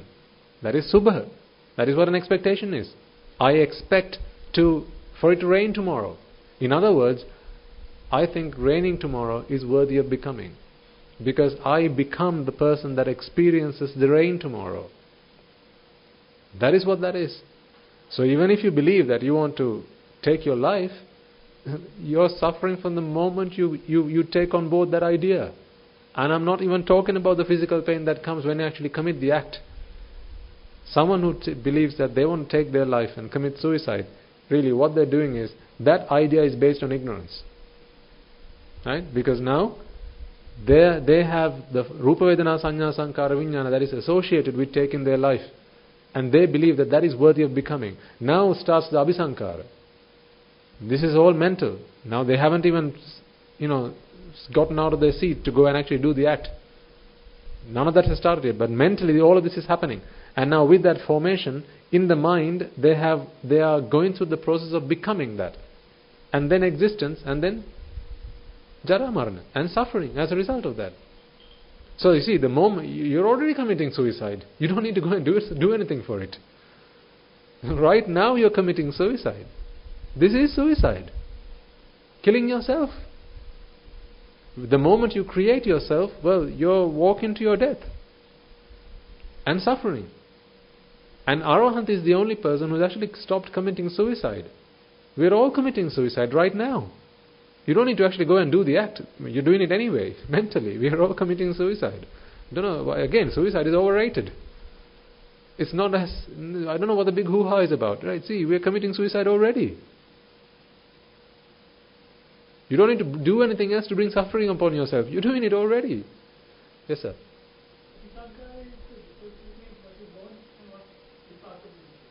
Abhisankara is the plan that is being put together to bring in what you want, because you have no trust in that what Vipaka is going to bring you. Absolutely, yes. Yes, that's right. See, yeah. See, here's the thing. At Abhisankara, let's say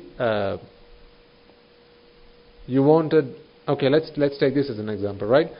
I've got a wheel, right? This say one of those wheels you can turn, and there's this like a lucky wheel, right?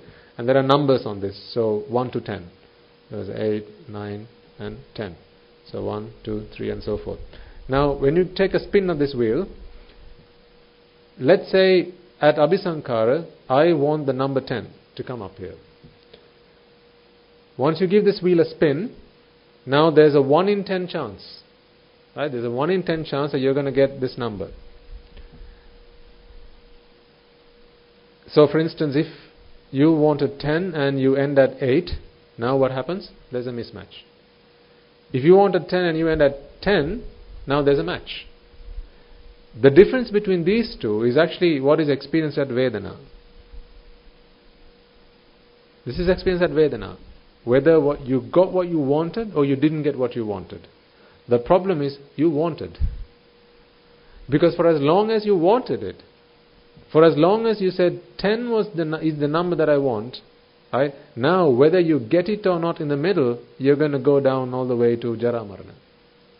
This is why we said, remember, when we talked about this model, where here we had wanting, whether you got what you want or you didn't get what you want, there's still a problem.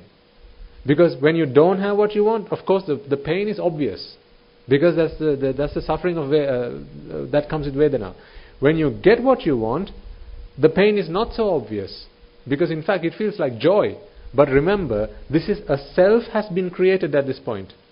And a self has been created at this point. Actually, the blueprint for the self was created at this point. When it was created at this point, now, from this point forward, it does not matter whether it takes a left or a right. The self has been created. So when a self has been created, it will lead to Jara Marana, will lead to decay and death, and therefore along with that suffering. So therefore an Arahant, in the case of an Arahant, it's not someone that likes a 10 and they were lucky to get a 10 on the wheel. He just said, I don't care which number it is. We consider ourselves lucky when we wanted 10 and we get 10. And we say, yes, that was a good one. We are lucky. That was a good day. But if you wanted 10 and you got 8, not a good day. That's a bad day. Actually, a true happiness is in not wanting either number. Whatever. To be able to say whatever, you have to become a great person. Until such time you have a preference. So you see, an arahant is someone, if you ask the question, what number would you like? I don't care. No, seriously, but tell me, what number would you like? Seriously, I don't care. You couldn't force an arahant to tell you which number he likes. He'll just say a number at random. If you really want me to tell a number, okay, 10. Now is he going to look forward for 10 to come up on the wheel? No. Because what is looking forward? Expectation. An expectation can only be set on something that you believe is worthy of becoming. If you don't believe something is worthy of becoming, how can you set an expectation? An expectation is another word for worthy of becoming. Expectation comes with me, yes. Because once you expect something, you want it to come true because you want to experience the joy that comes along with it. That's why we set expectations. Would you ever expect something that you know is going to make you unhappy? No. The only things you would expect in life are things that's going to make you happy. You know, one guy says, I wish it would rain tomorrow. Another guy says, I wish it wouldn't rain tomorrow. Because to these two people, one is going to make them happy, the other is going to make the other person happy. So to both of them, they're both creating the self. And in either of both of these cases, if it rains tomorrow, then the guy who wanted rain, he's going to experience joy, yes, but he's also created the self, as a result of which he's going to experience jaraman. On that point, there's something important that I want to add. Have you ever been hungry and someone asks you, how hungry are you? These are things that we fail to find a way to express, right? Because there are no units to how much hunger one feels. That's when you say, I'm so hungry, I could eat an elephant and have an ostrich for dessert. Right? Sometimes you feel so hungry, you could say, I'm so hungry I can eat the devil. Right? Or someone says, you've got a headache? Yeah, I've got a really bad headache. How bad is it? So now this is when you fail. It's difficult to give an answer to that question. However, you can express how much suffering you feel as a quantity by expressing what the amount of something that you have used up to relieve yourself of that pain. As an example, you might say, I was so hungry, right? I ate the whole plate. So by using the quantity of food that was on the plate, you're expressing this is how hungry I was to begin with. Or one might say, I had such a bad headache, I consumed a whole card of Panadol. So you're expressing how much pain you had as a measure of whatever that was used up to relieve yourself of that pain. Are you getting my drift here? Right? You're expressing that. Say, how badly did you want to do it? I wanted to do it so bad that I ran as fast as my feet could carry me. So you're expressing the pain that you had as a measure of what you used to relieve yourself from pain, because you have no other way of expressing units. Now you see, with self, you have the same problem. We don't experience the suffering of the creation of self because there's no way for us to express that. However, the day that comes in your life whereby you have stopped the creation of the self, that's the day when you're actually going to be able to say, I now understand how much I suffered as a result of creating the self. You're able to say that now as an arahant, because now the self has been eradicated once and for all. Much like once your headache's gone, that's when you're able to say, that's how bad a headache I had. Once your hunger's gone, that's when you're able to say fully, that's how hungry I was. Until your hunger's gone, you're going to just continue eating. Are you okay now? No, I'm still hungry. All right, carry on eating. You're going to keep eating. Are you hungry? Are you okay now? No, I'm still hungry. All right, carry on eating. And at one point you're going to say, right, that's it. I'm no longer hungry. How hungry were you? Right, let's see how much food you've taken. See, that's a way of working out how hungry someone was. How bad someone's ailment was, how bad someone's cough was. You can see by measuring how much cough syrup they've used, how much medicines they've taken. Right? So likewise, because we talk about the creation of a self and how that brings us suffering. But really, you're only going to experience the joy of not creating a self the day when you have actually stopped creating a self. Up until that point, you can only understand that through wisdom. But there's going to be a day in your life when you become an arahant and the creation of a self has ceased. That day you'll be able to say, now I realize. Now I realize how much the creation of a self was such a painful task. Like baby Natasha. See, the baby Natasha's mother did not know what a meaningless thing it was to take care of a baby that she didn't really have until she was cured. The day she was cured was when she actually realized fully that what she was doing was a meaningless task. You see, once a problem is solved is when you know the extent of the problem you really had. And the same is going to be the case when the self has been eradicated. Oftentimes I wonder, right? Do devas in the deva worlds really think that the deva worlds are happy? I'm not so sure. You know why? Because from day one, that has been their natural state. From day one, they have not known any better and they have not known any worse. Because they don't experience hunger. So they don't know what it's like not to be hungry. Or they don't know what it's like to be hungry. So if you ask a deva, are you happy? Like, so. If you ask a human, do you think devas are happy? Well, duh. Because you look up and you go, well, they've got everything we don't have. But to them, they've had everything they wanted from day one. So actually, they don't know what it's like to not have it. Because joy is always very subjective. Right? We appreciate things when you don't have it and then you have it. I'm not talking about the mind passing away and arising. I'm not talking about that level here, right? I'm talking about simply physical, the means being available to you at that level. So as a deva, right, let's say the deva, Sakra deva, right, from day one he's got his palace, maybe quite a few of them, and he's got his entourage of servants and maids on the other hand, right? So he's always got what he wanted. This is why they say life is good in the deva worlds. But really the problem is, they don't know what it's like not to have. Because they've forgotten what it was like in the human world. Unless they of course look down and go, oh, human world. Geez, I'm glad I got out of that place. Unless you do that, like we do when you go drive past, say, a poor neighborhood. And you look out the window and go, must be really tough being those people. How lucky we are, how fortunate we are. To be able to say that, you look at people who have less than you, right?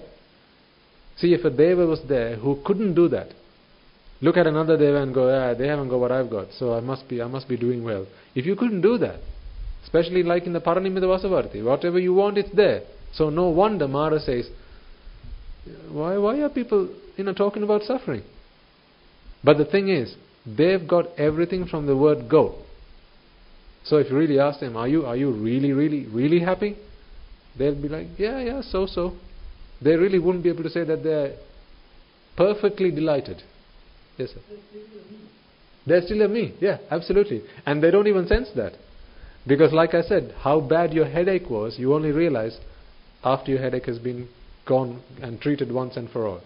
That's when you can say, my headache was so bad, I had to take 2 cards of Panadol, 2 cards of paracetamol. That's how bad my headache was. Until you have it, you don't know how bad it is. You don't know the extent of it. So, even with the self, we talk about the self. We talk about Jara, Marana. I mean, let's be honest, right? I talk about the self, but I certainly see this through wisdom. I couldn't tell you, right, this is what it must be like when the self is not being created, because I don't know that feeling. I can see it through wisdom, but I don't know the feeling. You don't know the feeling of not having your mother until you don't have your mother with you. You don't know the feeling of not having your wife, your husband, until you don't have them with you. You don't know what it feels like. That's why people say, sometimes when at a funeral you go and say, I'm really sorry for your loss. Some countries people get really offended by that. In some countries people get really offended. Like if someone says, I'm really sorry that you lost this person. And in fact, they get so offensive, they turn back and ask, how come you're so sorry? Do you even know what it's like to lose your mother?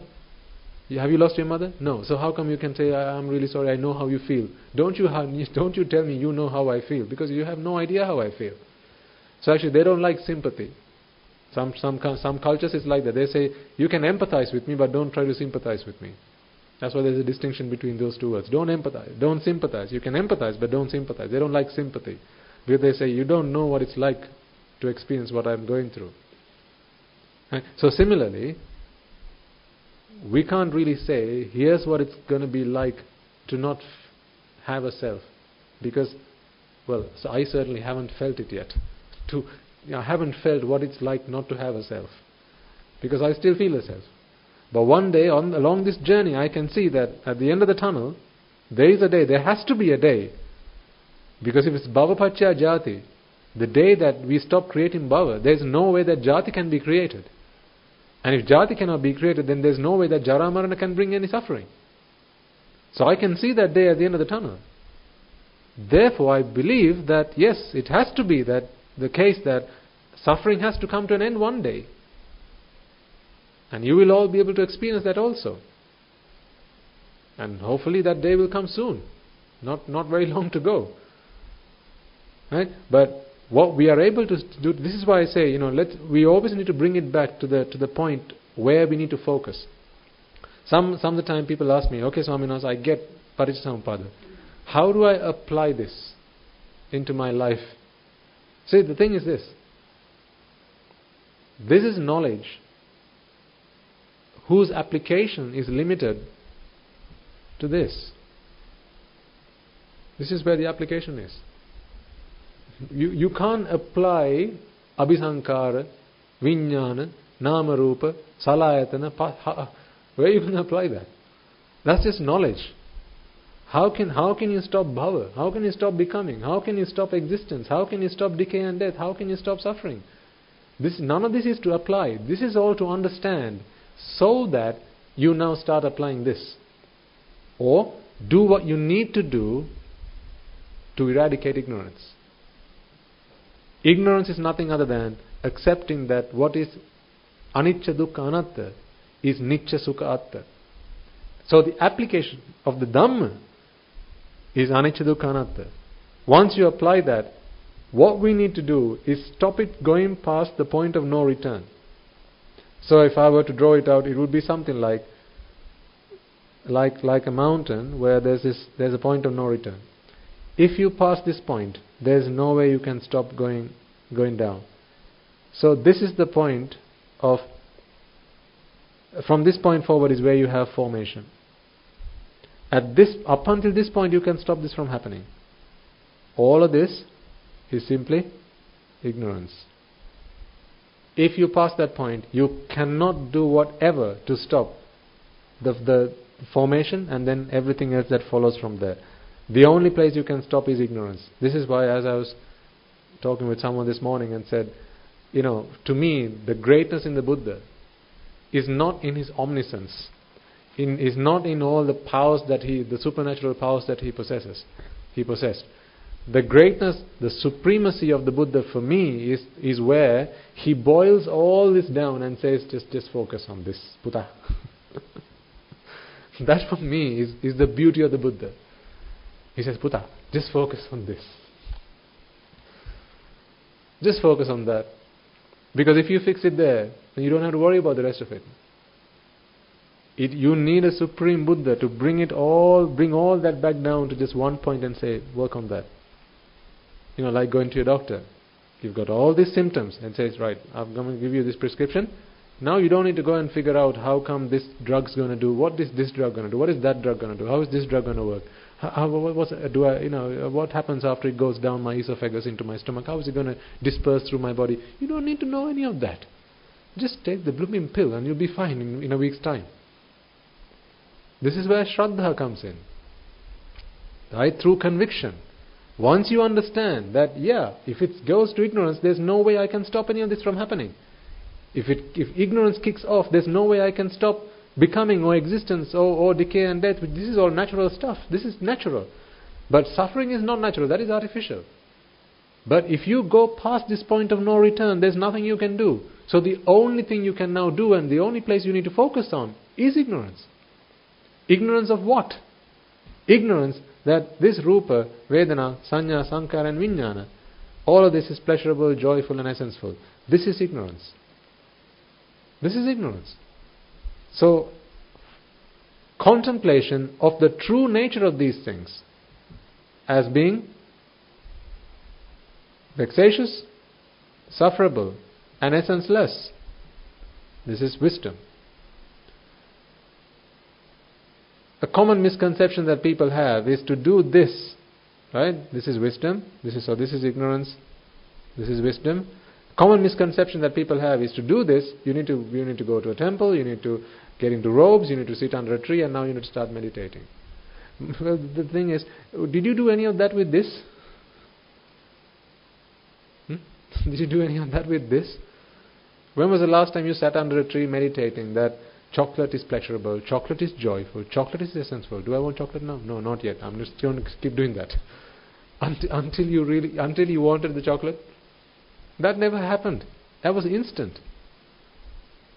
All it took was the seed to be planted in your mind. You never saw a girl that you thought, I don't see her as being good looking yet, but I'm going to meditate on that. Right? She's beautiful. She's beautiful. She's beautiful. Try that again. No, she's not beautiful yet. I'm going to keep meditating until she becomes beautiful. That doesn't happen like that. The reason I'm telling this to you is because I don't want any of you to think, well, Swami knows it's easy for you to say because you're a monk. Right? You can go and meditate 24/7, but what about poor people like us? What are we going to do? We are lay people, we have lay lives, we have duties and responsibilities. What can we do? Well, that is a defeatist mentality. Don't fall there, because none of that, becoming a monk is not a requisite of cultivating wisdom. All that needs to happen is sammaditthi. Once right view sets in, from that point forward it's practice, practice, practice. That's it. You never practice sitting under a bodhi tree. You never practice the world as being pleasurable sitting under a tree. You didn't practice it, walking with your head down. You didn't practice that. You didn't practice the world as being pleasurable walking on a meditation platform. No, you didn't do that. Or sitting in the yoga postures or the Padmasana or lotus posture. You didn't practice that. You just practice it doing whatever. Because remember, it's the mind that needs to be washed. Either to take on the view that the world is pleasurable or to take on the view that the world is vexatious. Both of these simply requires the mind. See, you can't move the mind into a posture. The body is what can be put into a posture. Right? People believe ujung kayam panidaya parimukhan sating upattapetva. People believe that is to sit cross-legged under a tree. Now, is that the mind sitting like that? No, that's the body. What has the body got to do with Nibbana? The body has nothing to do with Nibbana. Because wanting, attachment, these are all functions of the mind. If you could somehow get the mind to sit in cross-legged, then maybe you might consider that. And besides, how does someone in the arupa worlds, how might they practice Satara Satipatthana? How can they sit cross-legged? They don't even have a body. How does a Brahma who becomes an anagami, right? Doesn't the Buddha say, Ekayano ayam bhikkave maggo sattanam visuddhya soka pariddevanam samatikkamaya dukkha domanasang attangamaya. Right? The Buddha says the Satara Satipatthana is the only way that one can achieve salvation, one can achieve Nibbana. And then he goes on to talk about the way you practice that. Today people interpret that as being sitting cross-legged with your chest straight right up and then focus on your breathing. My question is, how does a Brahma do that? A Brahma who has become an anagami, sahampati. Right? Sahampati is a Brahma. So how does a Brahma who has no body, who has no legs to sit cross-legged, how is he going to do? He's going to, why did I become a Brahma? Damn it, I shouldn't have become an anagami. Now I can't become an arahant. That's what he's going to have to say now. See how people's misinterpretations have completely taken them astray? Because that's not what the Buddha speaks of. He says, make sure that you have right vision. Make sure that your focus is straight. What is your paramartha? What is your focus now? What is your only focus? What is your purpose? And that has now become Nibbana. So with that purpose in mind, Now, make sure that your actions are straight. They are forthright.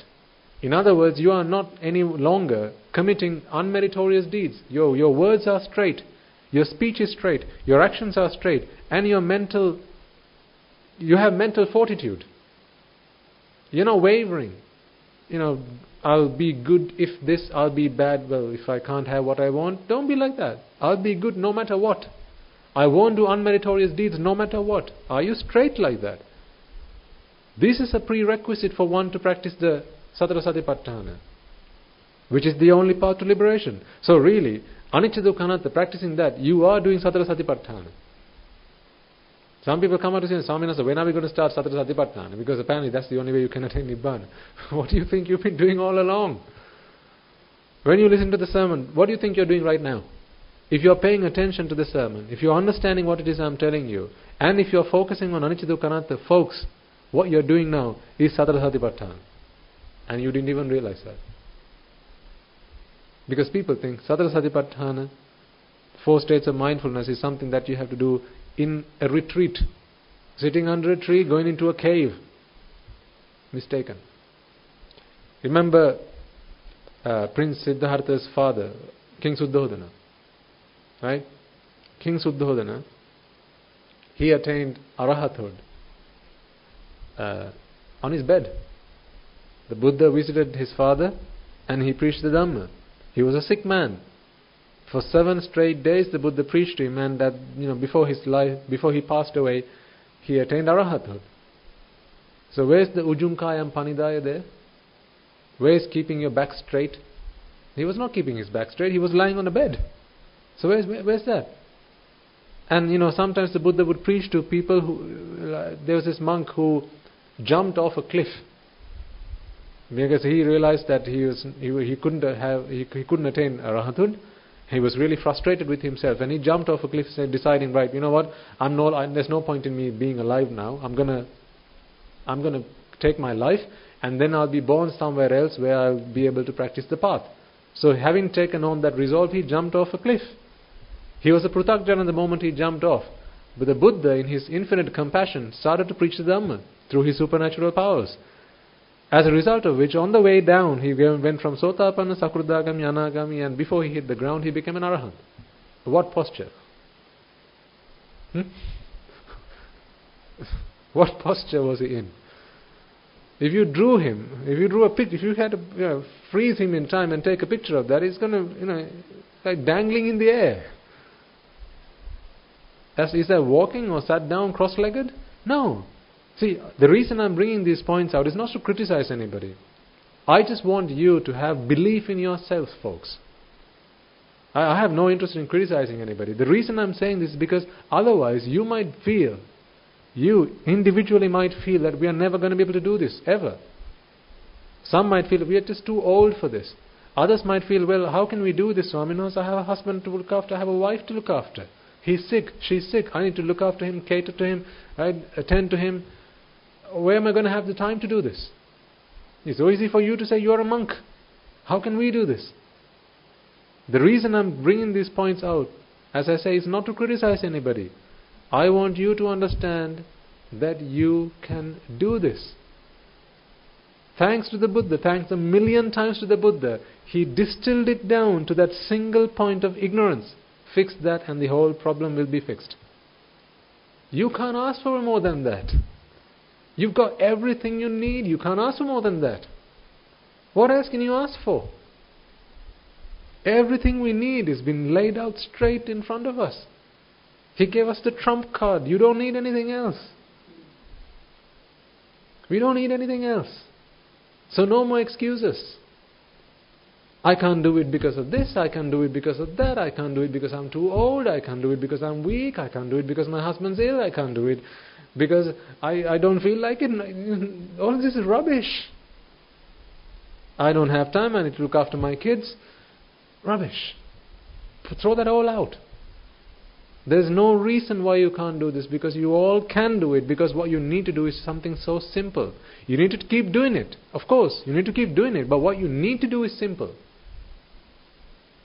What you need to do is simple. It's going to take a lot of repetition.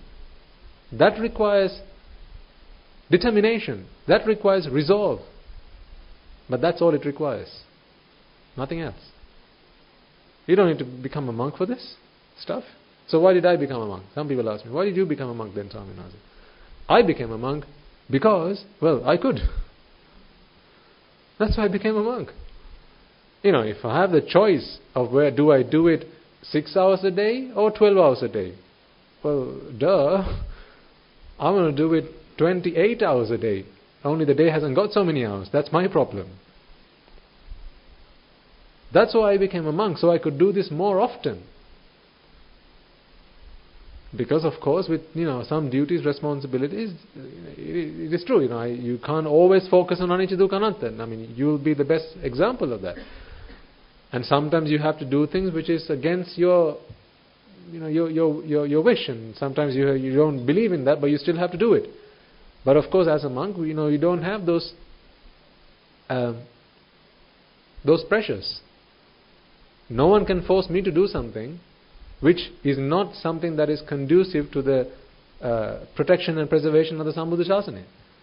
As a monk, you can't force me to do that. You can't force me to do something that is not towards my Nibbana. That is not conducive towards my Nibbana. So that is what I am freed from. Doing things which are not conducive to my Nibbana. So this is why I became a monk. So one, because the requisites could be found without a lot of work. And two, the most important one is I'm in constant association with noble ones. So that is the most important part. For that, if you want to become a monk, yes, by all means, do so. If you get quicker and better and easier access to noble association, for that purpose, become a monk. And it also takes away some of the labor, the hard work involved in the physical aspects of getting and sourcing the 4 requisites. For that purpose, become a monk. But for anything else, you don't need that. To practice the Noble Eightfold Path, you don't need to become a monk. You can do that as lay people. You certainly can. So please don't come up with excuses again. There are no excuses. Excuses are only from people who are weak, who don't have determination, who don't have resolve.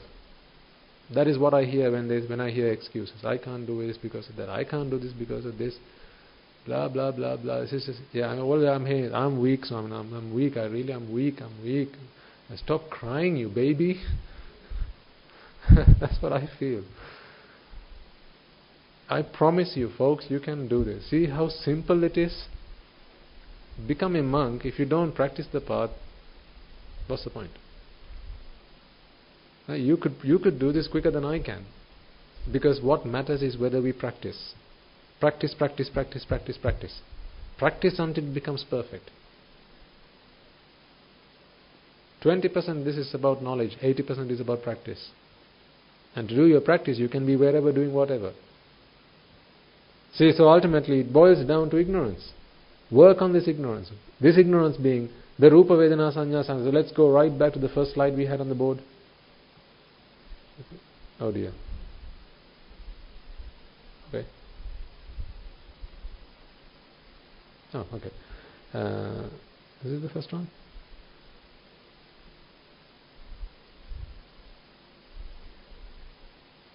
Yeah.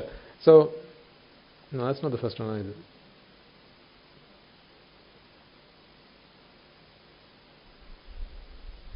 This one.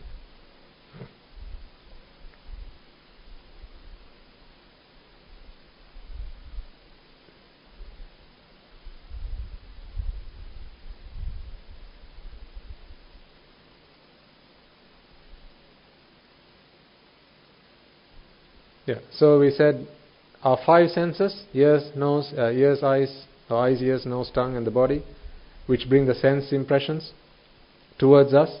That helps us to know that we live in a sensory world, which bring us the Rupa Vedana Sanya Sankhara Vijnana, which arises and passes away. So, right? So we talked about this.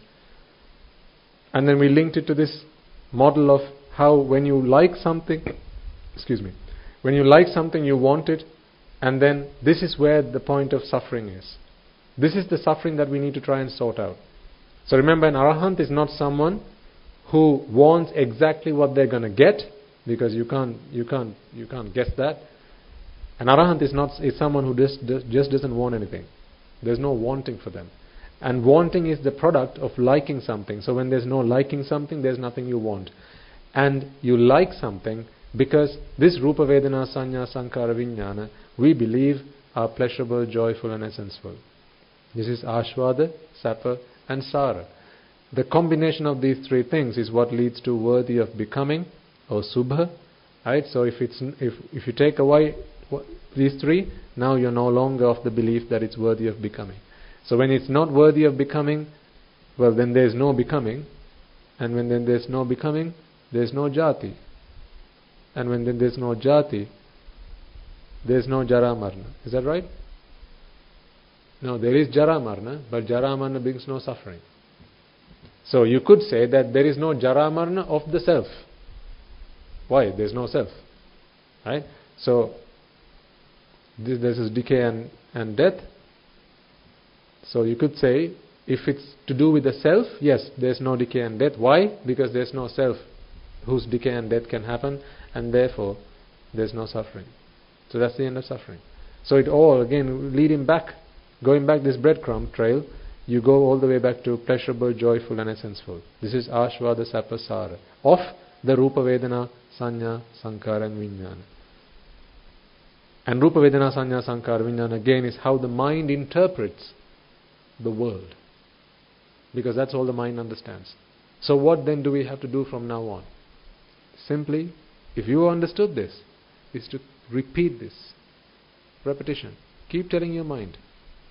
Whenever you experience life, right? What does it mean to experience life?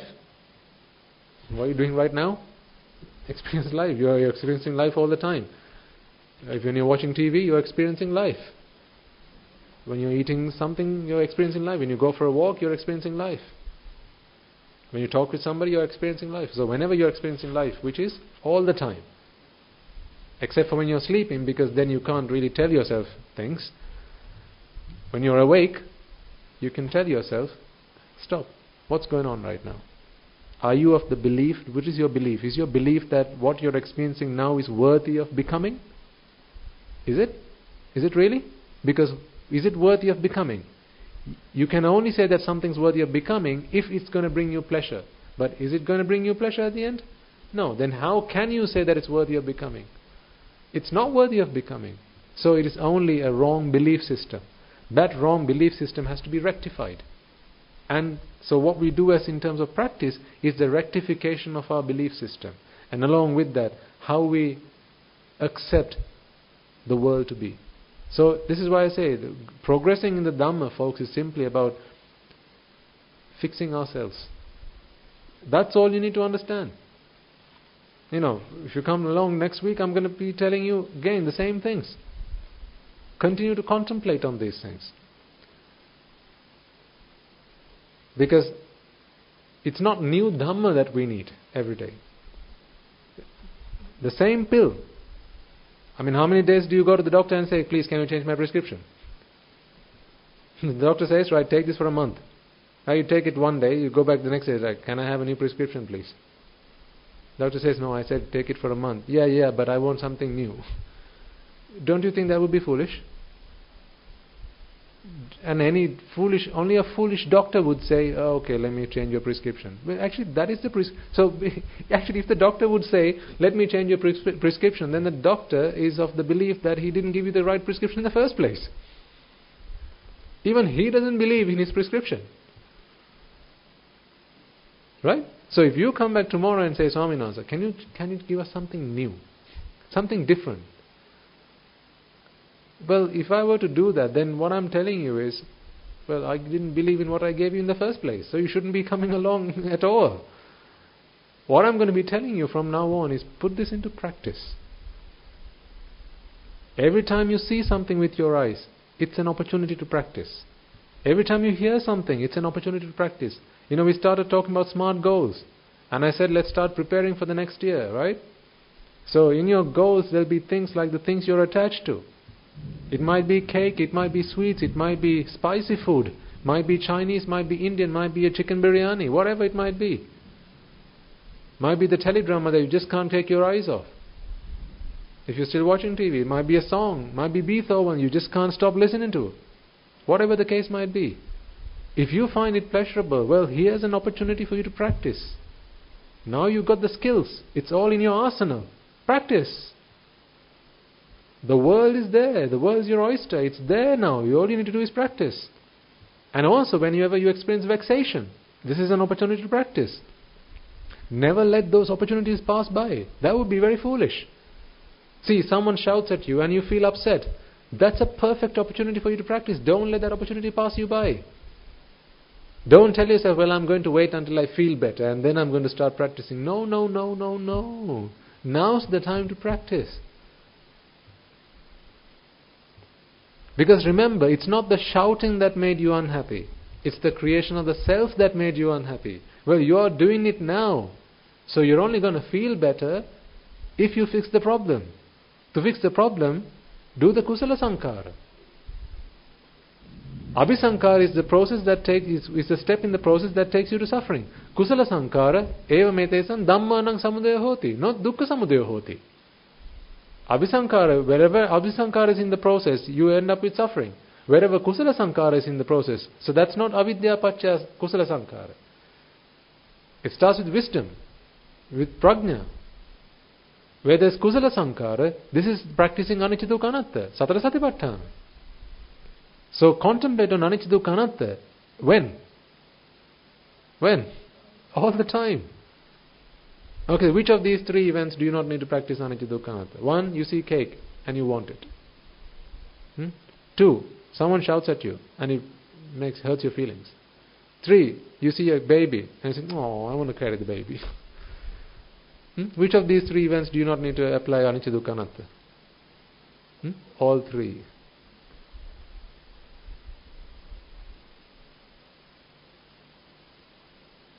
You see someone, you see a lady, right? An old lady, she's finding it difficult to cross the road.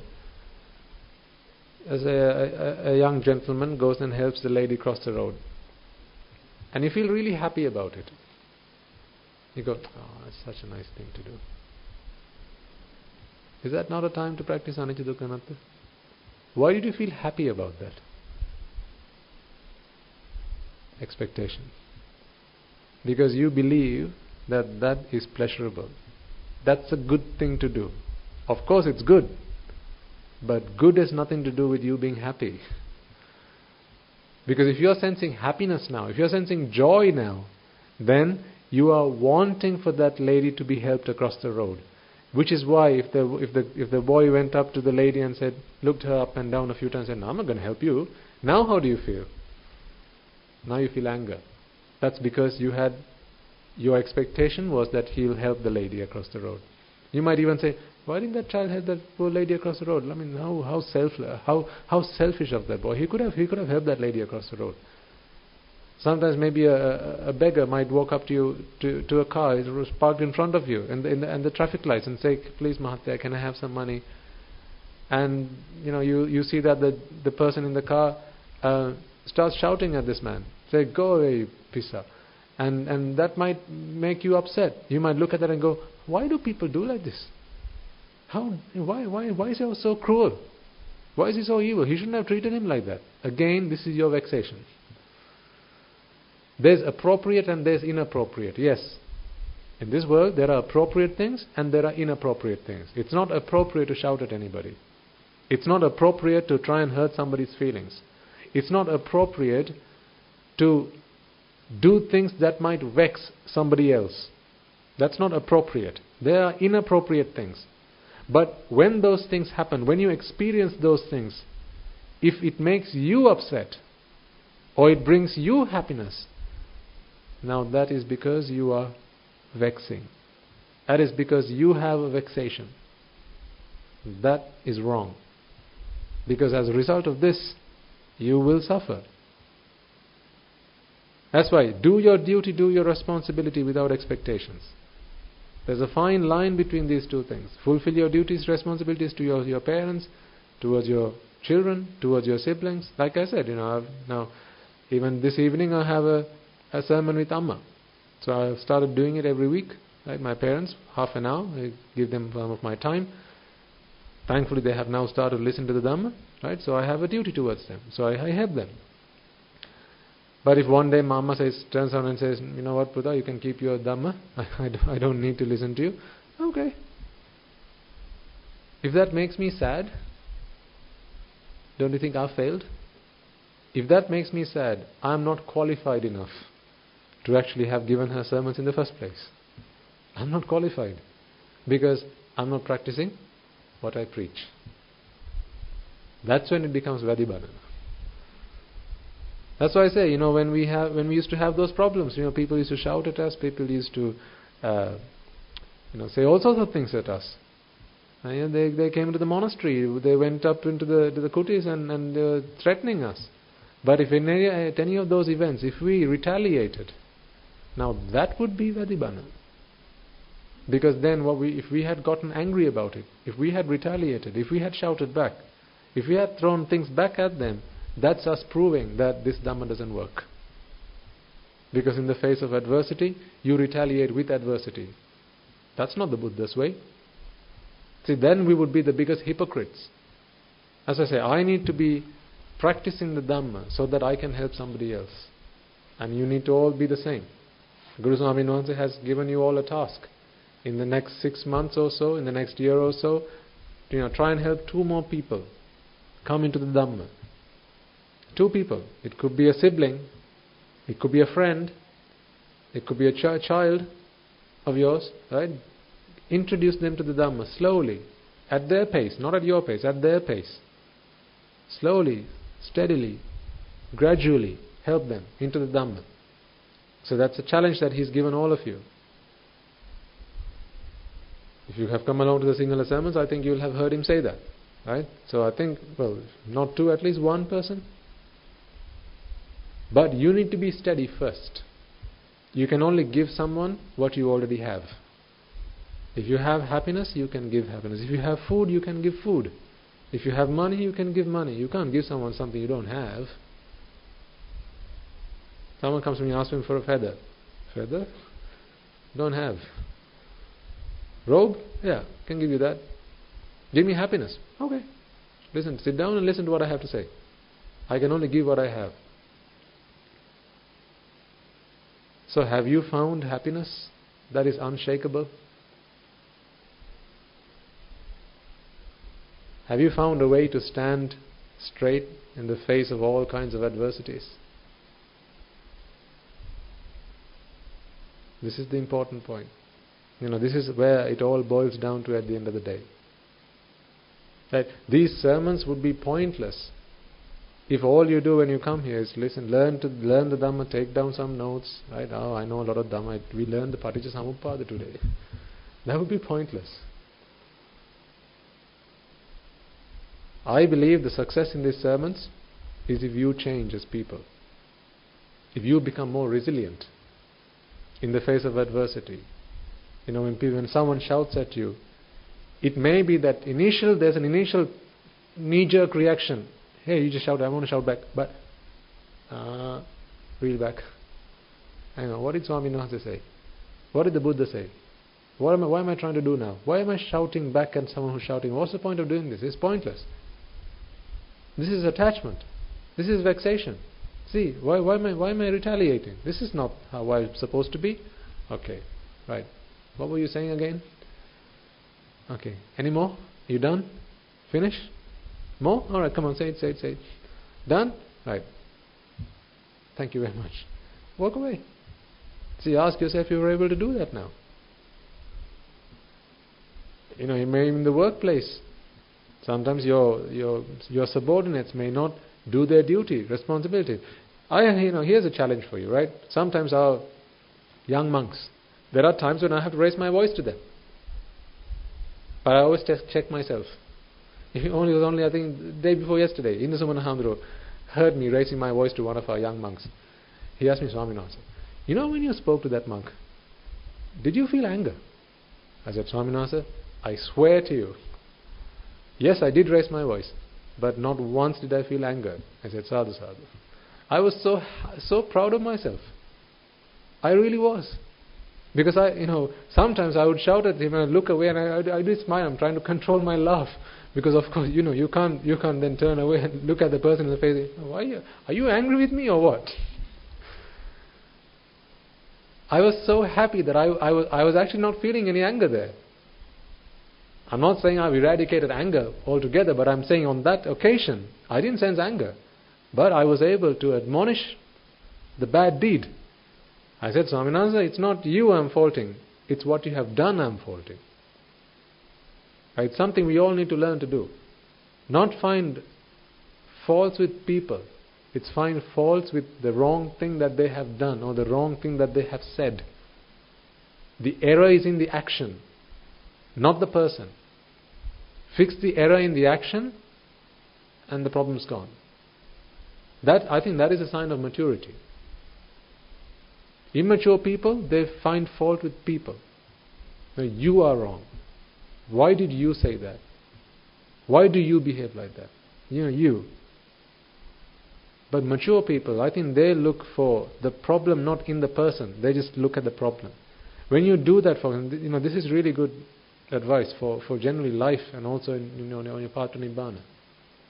Because in society, there'll be people who work with you, there'll be people who work for you, your children, right? Even in the family, whenever there are disputes, try to be the mature person who can spot the problem, not in the person. Don't personify the problem. When you're personifying the problem, you don't understand any of this stuff. That's what you're saying. If you try to point a finger at someone, then you don't understand Paticcasamuppada. What was the point of this lecture after all then? Because the self is the cause of suffering. That's what leads to suffering.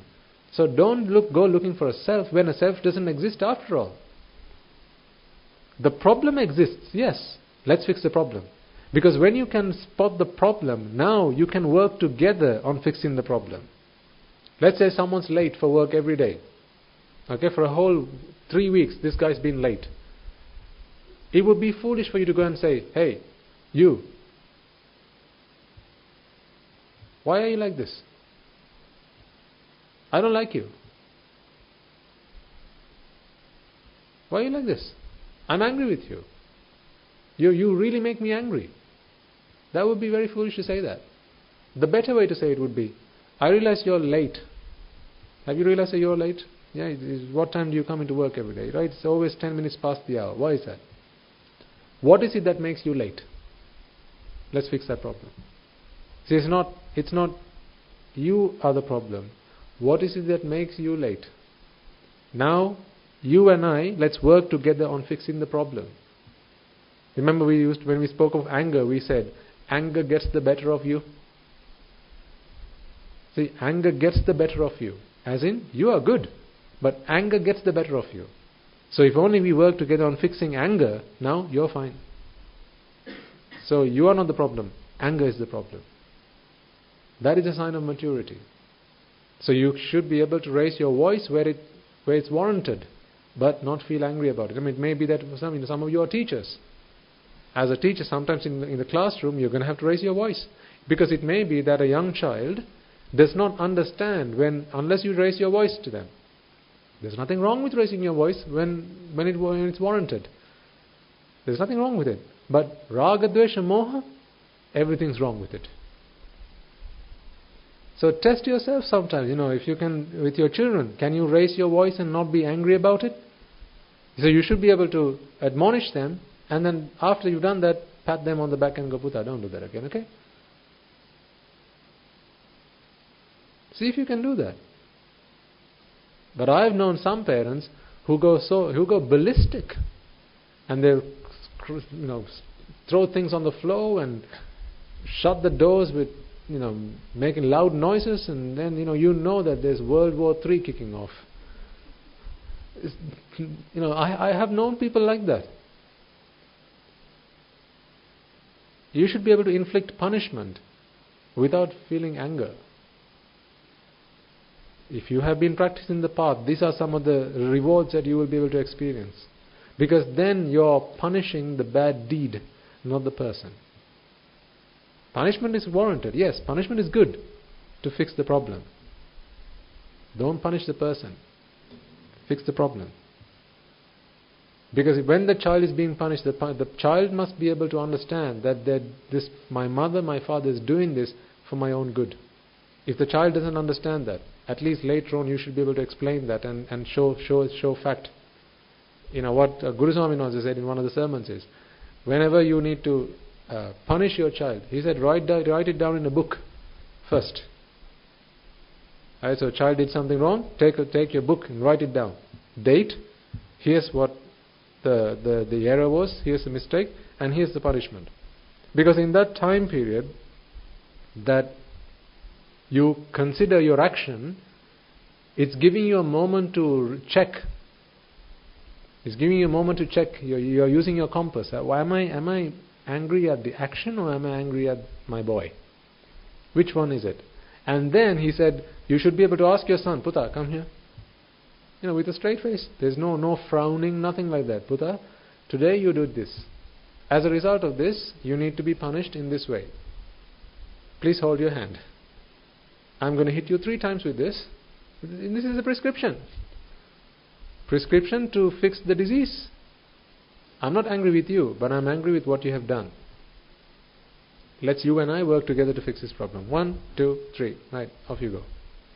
So now he realizes that it's not me that's being punished. It's the wrong deed that is being punished. Be creative. When you're driving along the road, if someone pulls up in front of you, I know people who go mad when that happens. Don't you be one of them. That would be the biggest insult on me, I tell you.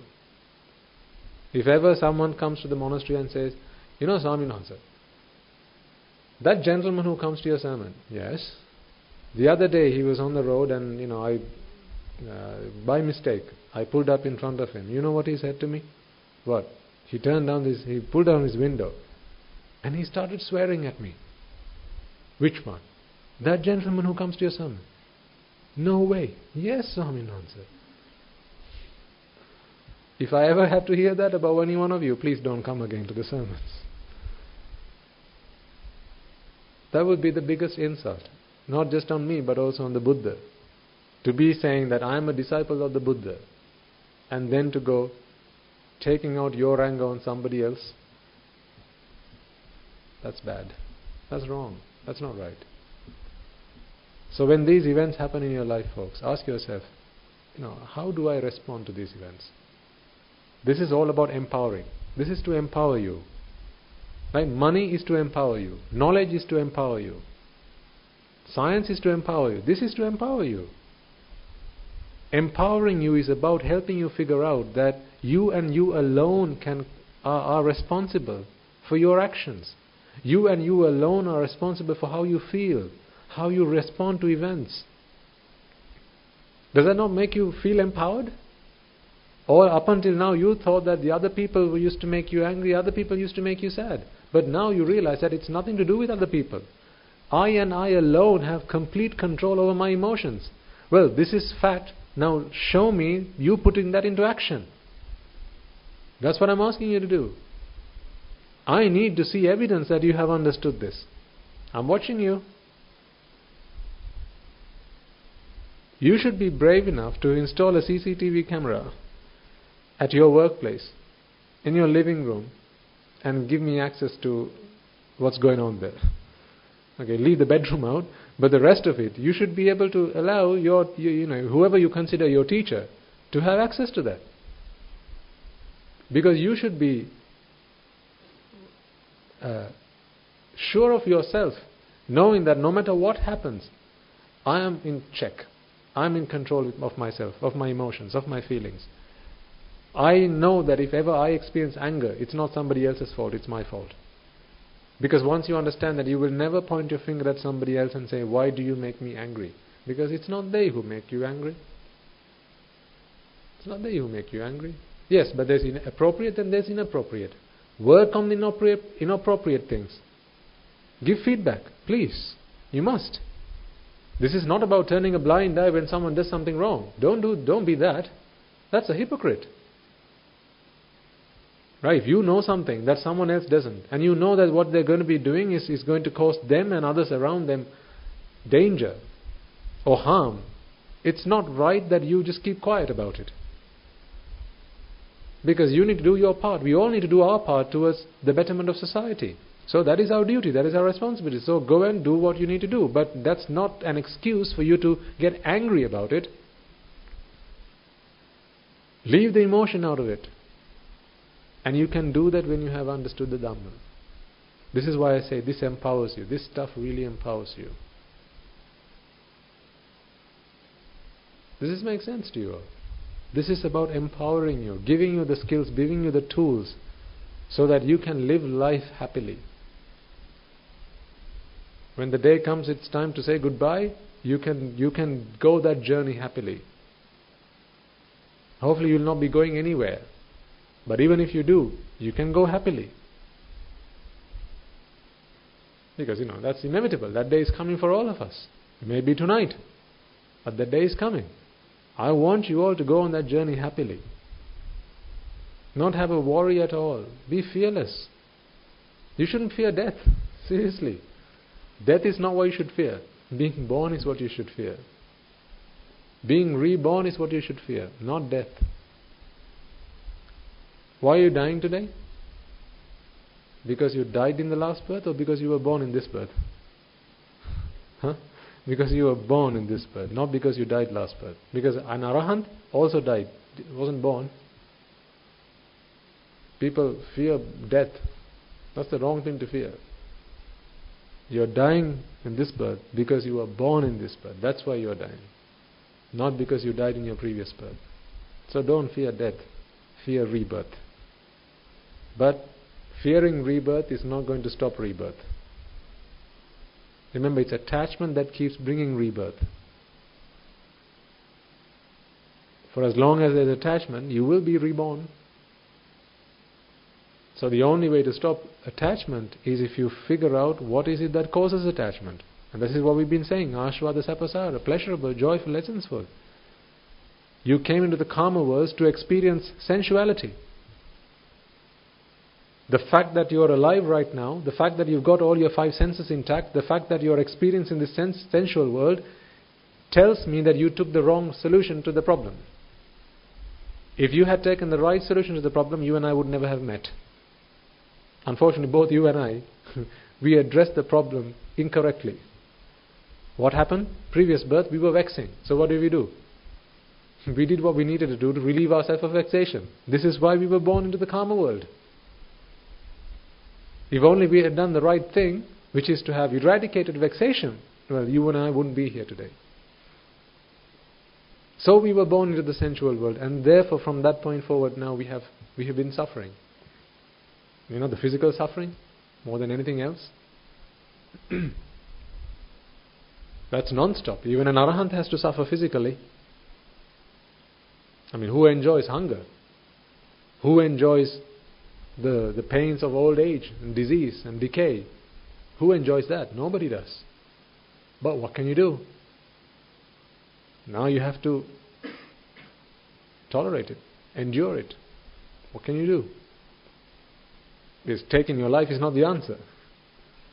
For as long as attachment's there, it's going to keep coming back. So you see, now you should feel empowered that you know the answer to the problem, the right answer. All this time in samsara, we took the wrong answer. Remember that guy from the Matrix who holds the pill and says, do you want the red one or the black one or the blue one or something? Can't remember his name, Morpheus.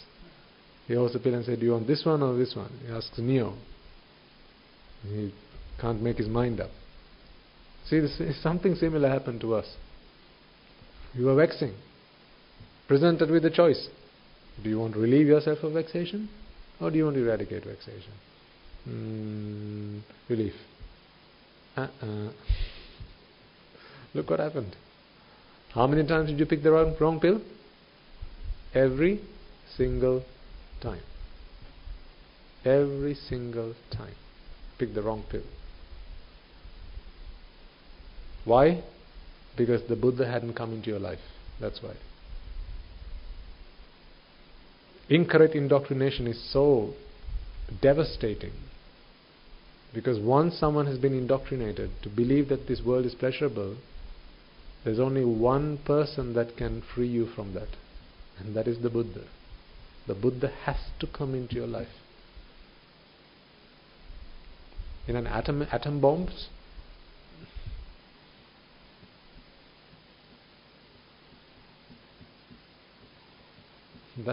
that's nothing. An atom bomb can only kill you once. But if you have been indoctrinated to accept that the world is pleasurable, that will keep killing you time and time and time and time and time again. It doesn't let you die. Your right to a peaceful death has been stolen from you. Now no one dies peacefully. I'm telling you, regain your right to a peaceful death. Regain your right to a peaceful death. No one dies peacefully. That's why they say rest in peace. Rest in peace after death. So death wasn't peaceful. Now you rest in peace. And in some philosophies they talk about how God punishes people for their choices. Right? And apparently God was angry and therefore he did this, that and the other. Hang on, God was angry. Does that not tell you something? I mean, do you not feel sorry for someone who gets angry? Right? Some philosophies talk about that. God was angry and so therefore he inflicted this punishment. So God gets angry. God gets angry. I mean, who's there to help God? I mean, poor bugger. That's what I'm thinking. He gets angry. I don't mean to insult. I'm just saying, someone needs to go and help him out. Don't you think so? Someone needs to help him.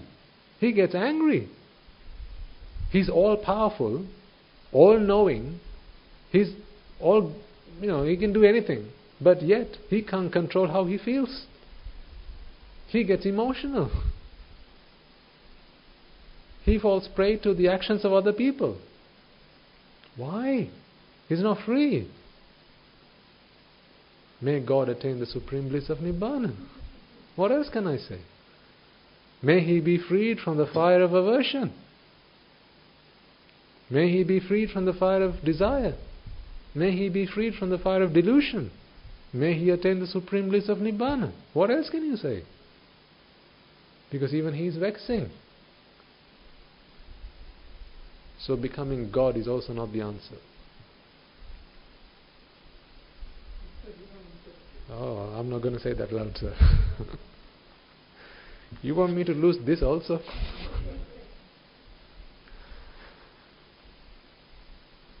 That's why sometimes I talk about the God formula. Perhaps in the future we might write a book on that topic, the God formula.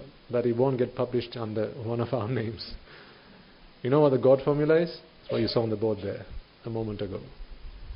Dependent origination. The God formula. What people don't understand, they attribute to God. When people don't understand, in those days people didn't used to understand how diseases, how people got ill, right? They didn't understand how the weather changed. Thundering, lightning, people didn't understand this stuff. They didn't understand how come we saw the sun and some time of the day and other times there's no sun. So what happens? The God comes and swallows the sun or the moon. Right? That's what people used to think. And then science came along and said, no, that's not what's going on. The earth's going around the sun. So they no longer did they say that it was God that was doing that stuff. And then science came along and said, this is how we get rain, this is how we get thunder, this is how we get lightning, this is how fire comes into being. Right? Until then, people attributed all those natural phenomena to God. So likewise, when people don't understand how they came into this world, now you attribute that to God. See, this is the God formula. See, once you understand this, tell me, how many pusaris do you need to go after to end suffering? How many devalas do you need to go into to end suffering? Does this not make you God? Does this not empower you with all you need to become God? God is all powerful, yes. all-powerful, so that whoever has this knowledge is able to stop suffering. I mean, what good is God if God can't stop suffering? Isn't that the purpose of our life? Be happy. So if there's a formula that teaches you how to be happy, doesn't that elevate you to the status of God?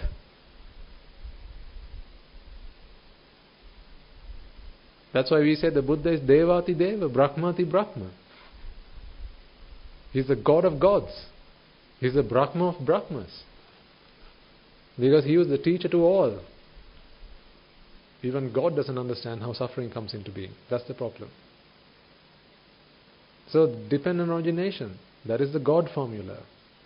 The formula that empowers you, that gives you godly status. Once you've understood it, now you are subservient to nobody else, to anyone. You're not subservient to anybody else. Now you are the master of yourself. Because you know now how suffering comes into being. If you know how suffering comes into being, then you know that suffering can be ceased. Because there are causes which give rise to that.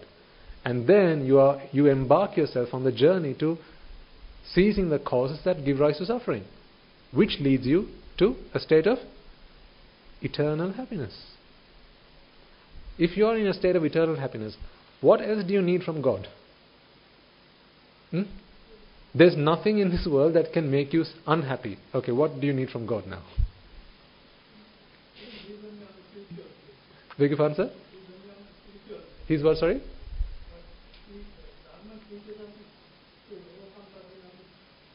Yeah.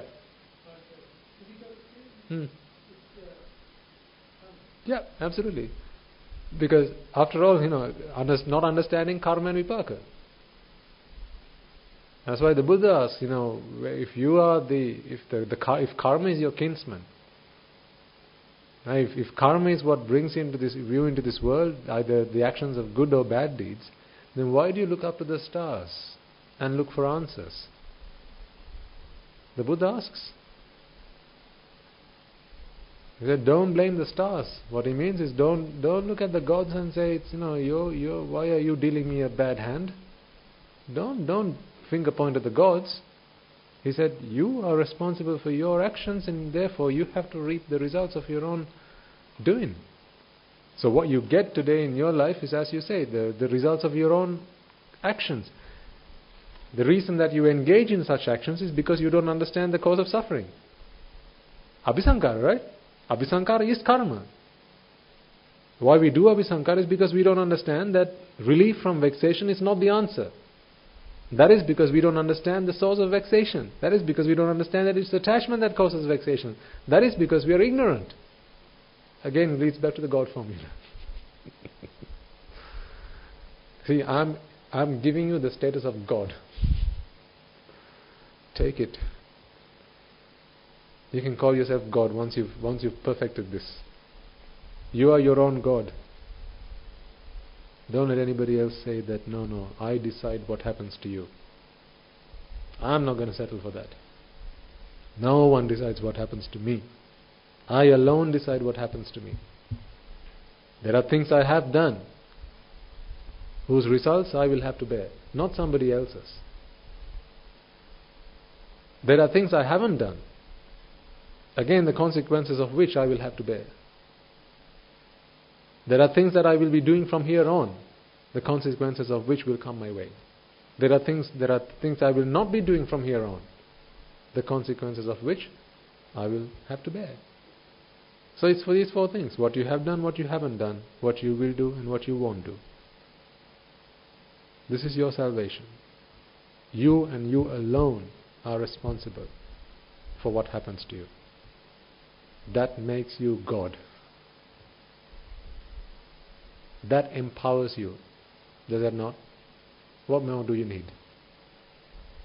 Once you have understood why you suffer, once you have understood that suffering is your own making, why else do you need God? There you go.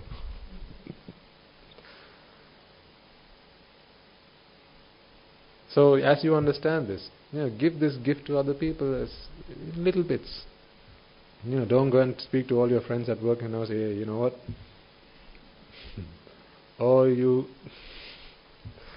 I'm careful what I say on the microphone. All of this stuff is being streamed. I don't go to the non-Buddhists and say, right, you believe this God guy is all fake. Don't do that. Please don't do that. It would be good to see you again next week in the sermon. Do you have a question, madam? Yeah.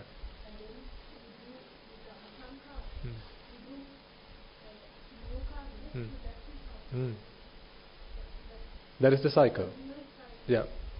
That's what the Buddha says.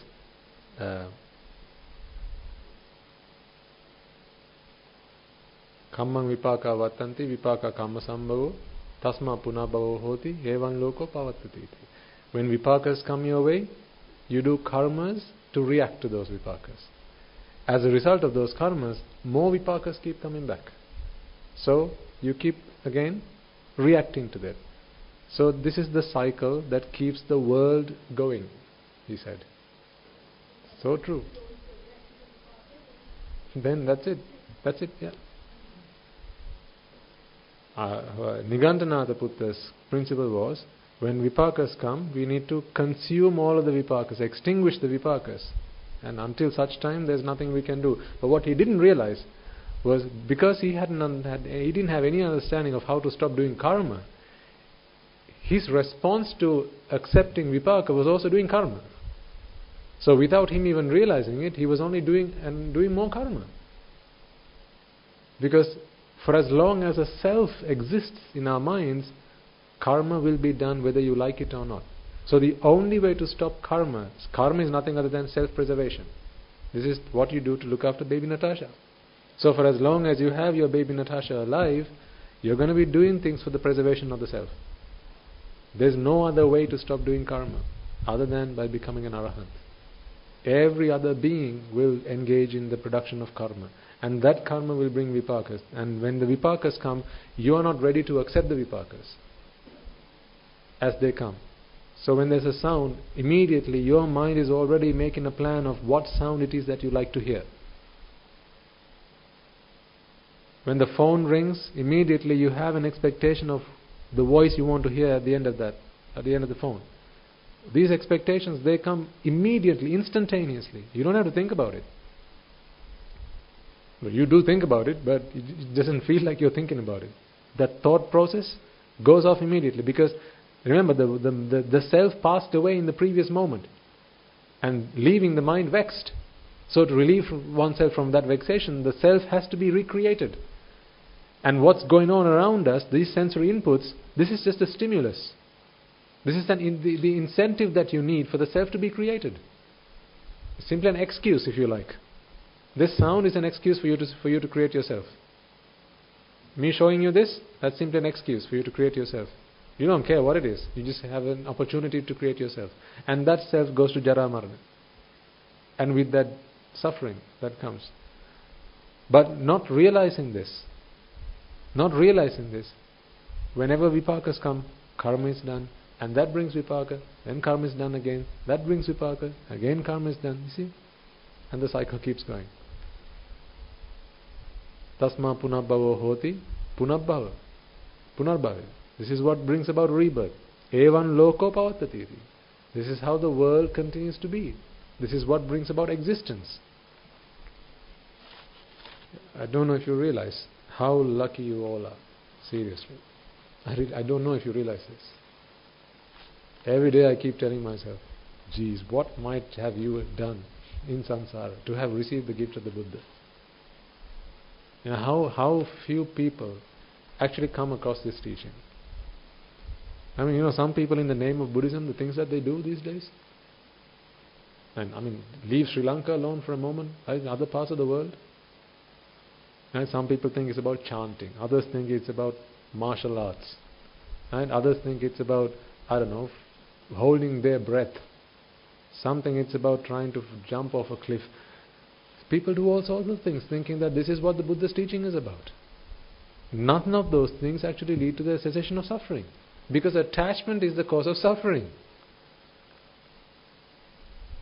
You can check if someone's actually practicing the Buddha's teaching, if by what they're doing, they're causing the cessation of suffering, and that is attachment.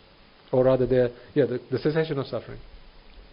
If what they're doing leads to the eradication of attachment, then yes, what they're doing is practicing the Buddha's Dhamma. But anything else, it's nothing to do with the Buddha's teaching. I mean, have you not seen people who call themselves Buddhists and their practice of monk life is martial arts? How does that help one to remove attachment? Their focus is perhaps on focusing the mind on one object. Yes, but that has nothing to do with attachment. Because attachment is caused by ignorance. Stilling the mind is not the answer to ridding the mind of ignorance. Ignorance is Nicca Sukha Atta. That wasn't achieved by stilling the mind.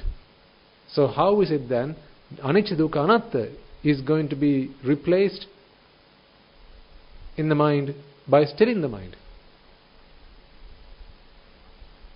I mean, I just feel so sorry for people like that. Wasting life. I'm not saying wasting time. Wasting life. How precious that life is. This is not a criticism. I'm just saying I just feel for them.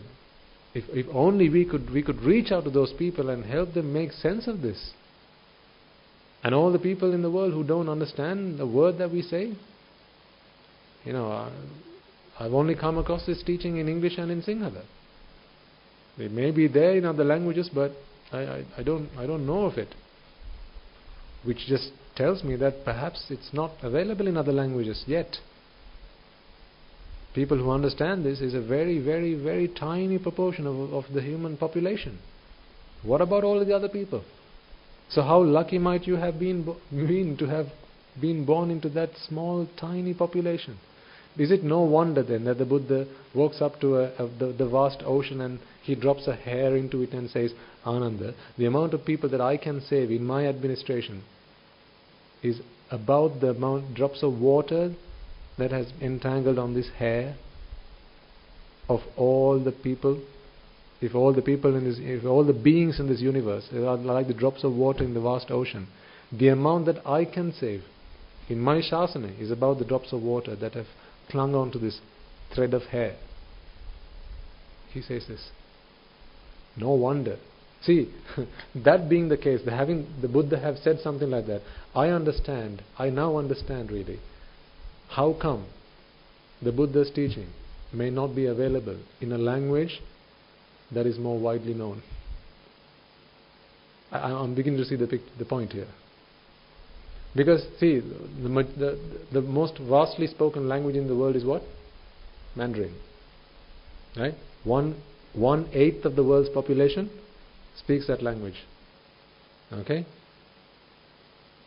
Had this teaching been available in that language, what the Buddha had said would not be true.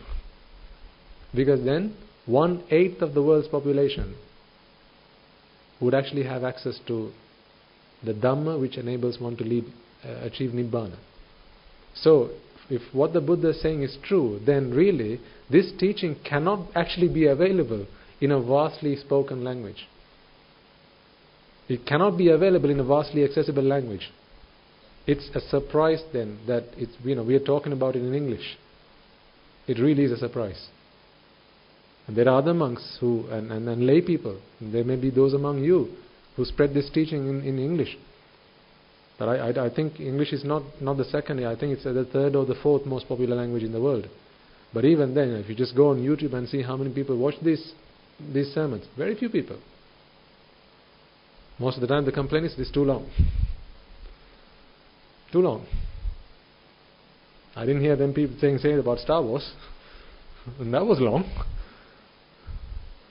And people watch the trilogy. No one complained about that.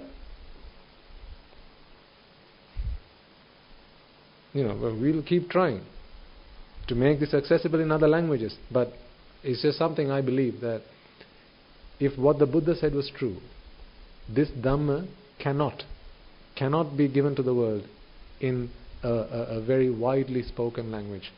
It just cannot be the case. Because if that was the case, then a lot of people would actually get this. And a lot of people would actually get on the path to Nibbana, which cannot happen. Because the world has to exist. The world has to exist. How many Buddhas have come into this world by now? Many millions, if not trillions, infinite number of Buddhas have come into this world and gone. To think that everyone on this world, on this planet today can actually get the Buddha's teaching, ain't gonna happen. This is my point being, just consider how fortunate you must be. Just think for a moment how fortunate you must be. Where were you for all of you to now be under this roof right now? Where did you all come from? Where do you all belong? I'm praising Paul McCartney there. But anyway, we've all come a long way. Different walks of life. We were all doing lots of different things. Different pursuits. And then have to all come under one roof and now listen to the Buddha's Dhamma. Did you feel about the Buddha the way you feel today? 2 years ago? 3 years ago? Did you feel about the Buddha the same way? No. I used to ask, who he and I, what's the big difference? I used to say things like, how do I know if he hadn't gone crazy? Can you believe that I used to say that? I used to say that. I used to go and challenge people. When they started to talk to me about Buddhism, I would say, how do you know the Buddha was sane? Maybe perhaps he had gone insane. And just people around then didn't know well enough to challenge him, because he was the king's son. So people just didn't challenge him. They just accepted him for what he said. How foolish do you think I was? I'm surprised you still come along to listen to the sermons. For me to be who I am today, can you see me right now? I'm in a robe today. Just think about how much people can change. How much have you changed? You can't tell me 2, 3, 4 years, 5 years ago you had any interest in Buddhism whatsoever. Perhaps people ask you, who are you? Buddhist. Let's fight for Buddhism. Pick up the swords. Let's go fight for Buddhism. What did the Buddha teach? Not sure. But see how much you have changed today.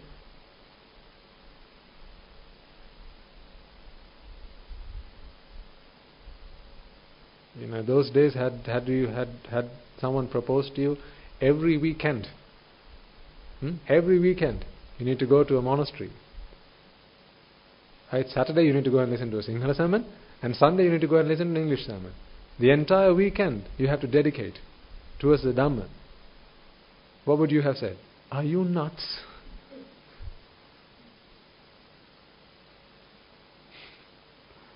If they had told me that, I'd be like, you mad? My weekend?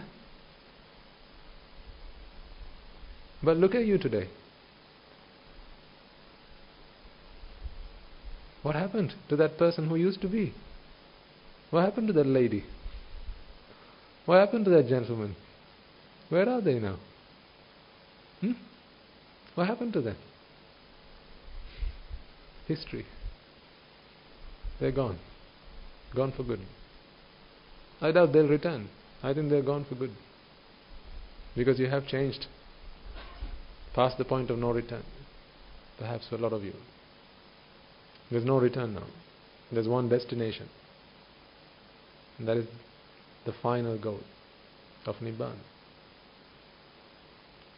Don't give up. You've come a long way, folks. I seriously tell you, you have come a very, very, very, very long way.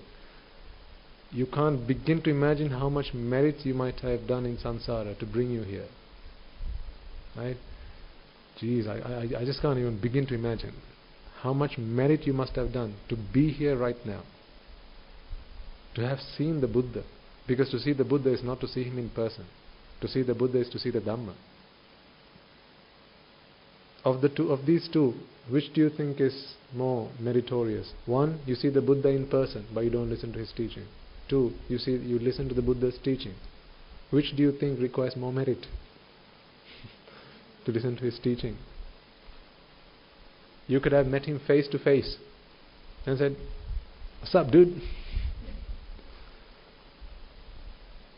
But you were too arrogant to sit down and just go and ask him, "Sir, what is your Dhamma? What do you preach? What do you teach? You look like someone who knows something. What do you know? Can you please share it with me?" We were too arrogant for that.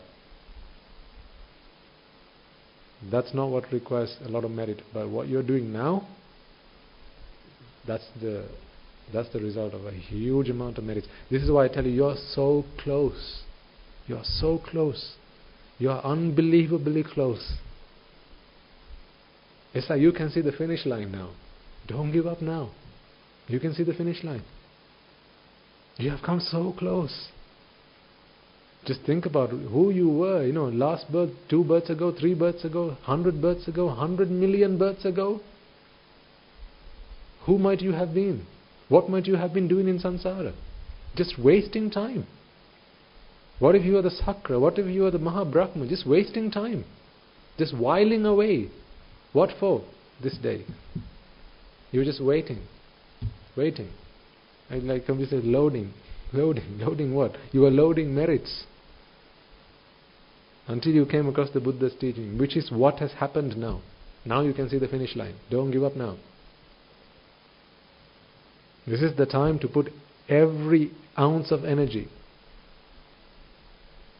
Get your focus right. Keep your focus. Don't let anyone shake you. Don't let anyone tell you can't do it. You can. See how simple it is? That's why week before last I started the sermon by saying, don't let Paticcasamuppada send a shiver down your spine. This stuff is simple. Simple for what we want to achieve. It's complicated for everything else. We don't need that stuff. Taking 2 paracetamols, that's simple. But how did you make it? Now that's complicated. I'm not interested in how they make paracetamol. If I get a headache, I just take 2. That's simple. Let the doctor worry about that.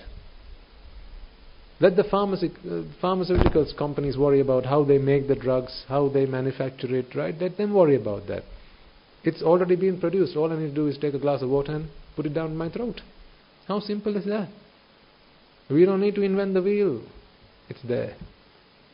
To have come into this world in a time when it's all there for the taking. Oh my God. God, come on. What are you waiting for? This is what you need. This is why I tell you, last week when my father came along, I was so hoping that he would bring Achiyamma with him. And he said he would. But then the day before he said, Achiyamma is too ill to come and pay us a visit. I think, next time Appaji comes down to Sri Lanka, she won't be there anymore. She's too ill now. Recently she'd had a heart attack. She'd been taken to hospital and now she can't talk properly. So she's too weak now. See how close, yet how far? She's related to me by blood. And to this date she hasn't met me at the monastery. So close, yet so far. That's why I say, is it what requires more merit? Seeing the Buddha in person or actually seeing the Buddha through the Dhamma? It's the second. If you want to see the Buddha in person, look at the statue. Let's assume that this is what he looked like. So what? Okay, he was very different. Yeah, so what? What difference does it make? That's not where you see the beauty of the Buddha. You see the beauty of the Buddha by seeing his Dhamma, realizing the Dhamma. See, you are so close, folks. I tell you, you are so close. Don't give up now. Don't give up now. Don't let others put you off track. Don't let others let you lose focus. Right? Life will throw its challenges, particularly those that of the karmas that you have done in the past, right? Which by doing which you might have delayed other people's path in Nibbana. Those karmas will now start coming towards you. I was addressing a group of people a couple of days ago, yesterday I think, and I was explaining to them why, especially after you become monks or sometimes an anagarika, right? You begin to notice that when you listen to the Dhamma, you start to fall asleep. When you sit down for meditation, sleepiness starts to become more of a problem now than it used to. I mean, I personally have experienced this. Sleep becomes a bigger problem than it used to as a lay person. And I think to myself, hang on, I live a less busy life than I used to, physically at least, right? Mentally I'm a lot busier, but physically I lead a less busy life than I used to. But I'm beginning to realize why that is. Because now the vipakas of the karmas that I have done to block other people's path in the Dhamma, that's what's coming my way now. That's what's coming my way now. This is why, Guru Swaminatha is very particular about these things. Like if you have a child who is interested, keen in becoming a monk, wants to practice the path, never put a barrier in front of them. Never put a blockade in front of them. Because if you do that, the day that you want to walk the same path, oh boy, when the chickens come home to roost, it'll be very painful.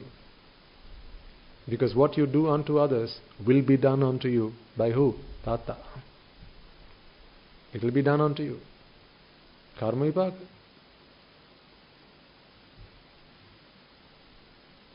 This is why it's so, you're messing with fire here. When you play with someone else's path in the Nibbana, it can be both ways. Sometimes it's parents on children, other times it's children on parents. I know some children who won't let their parents come and listen to the Dhamma.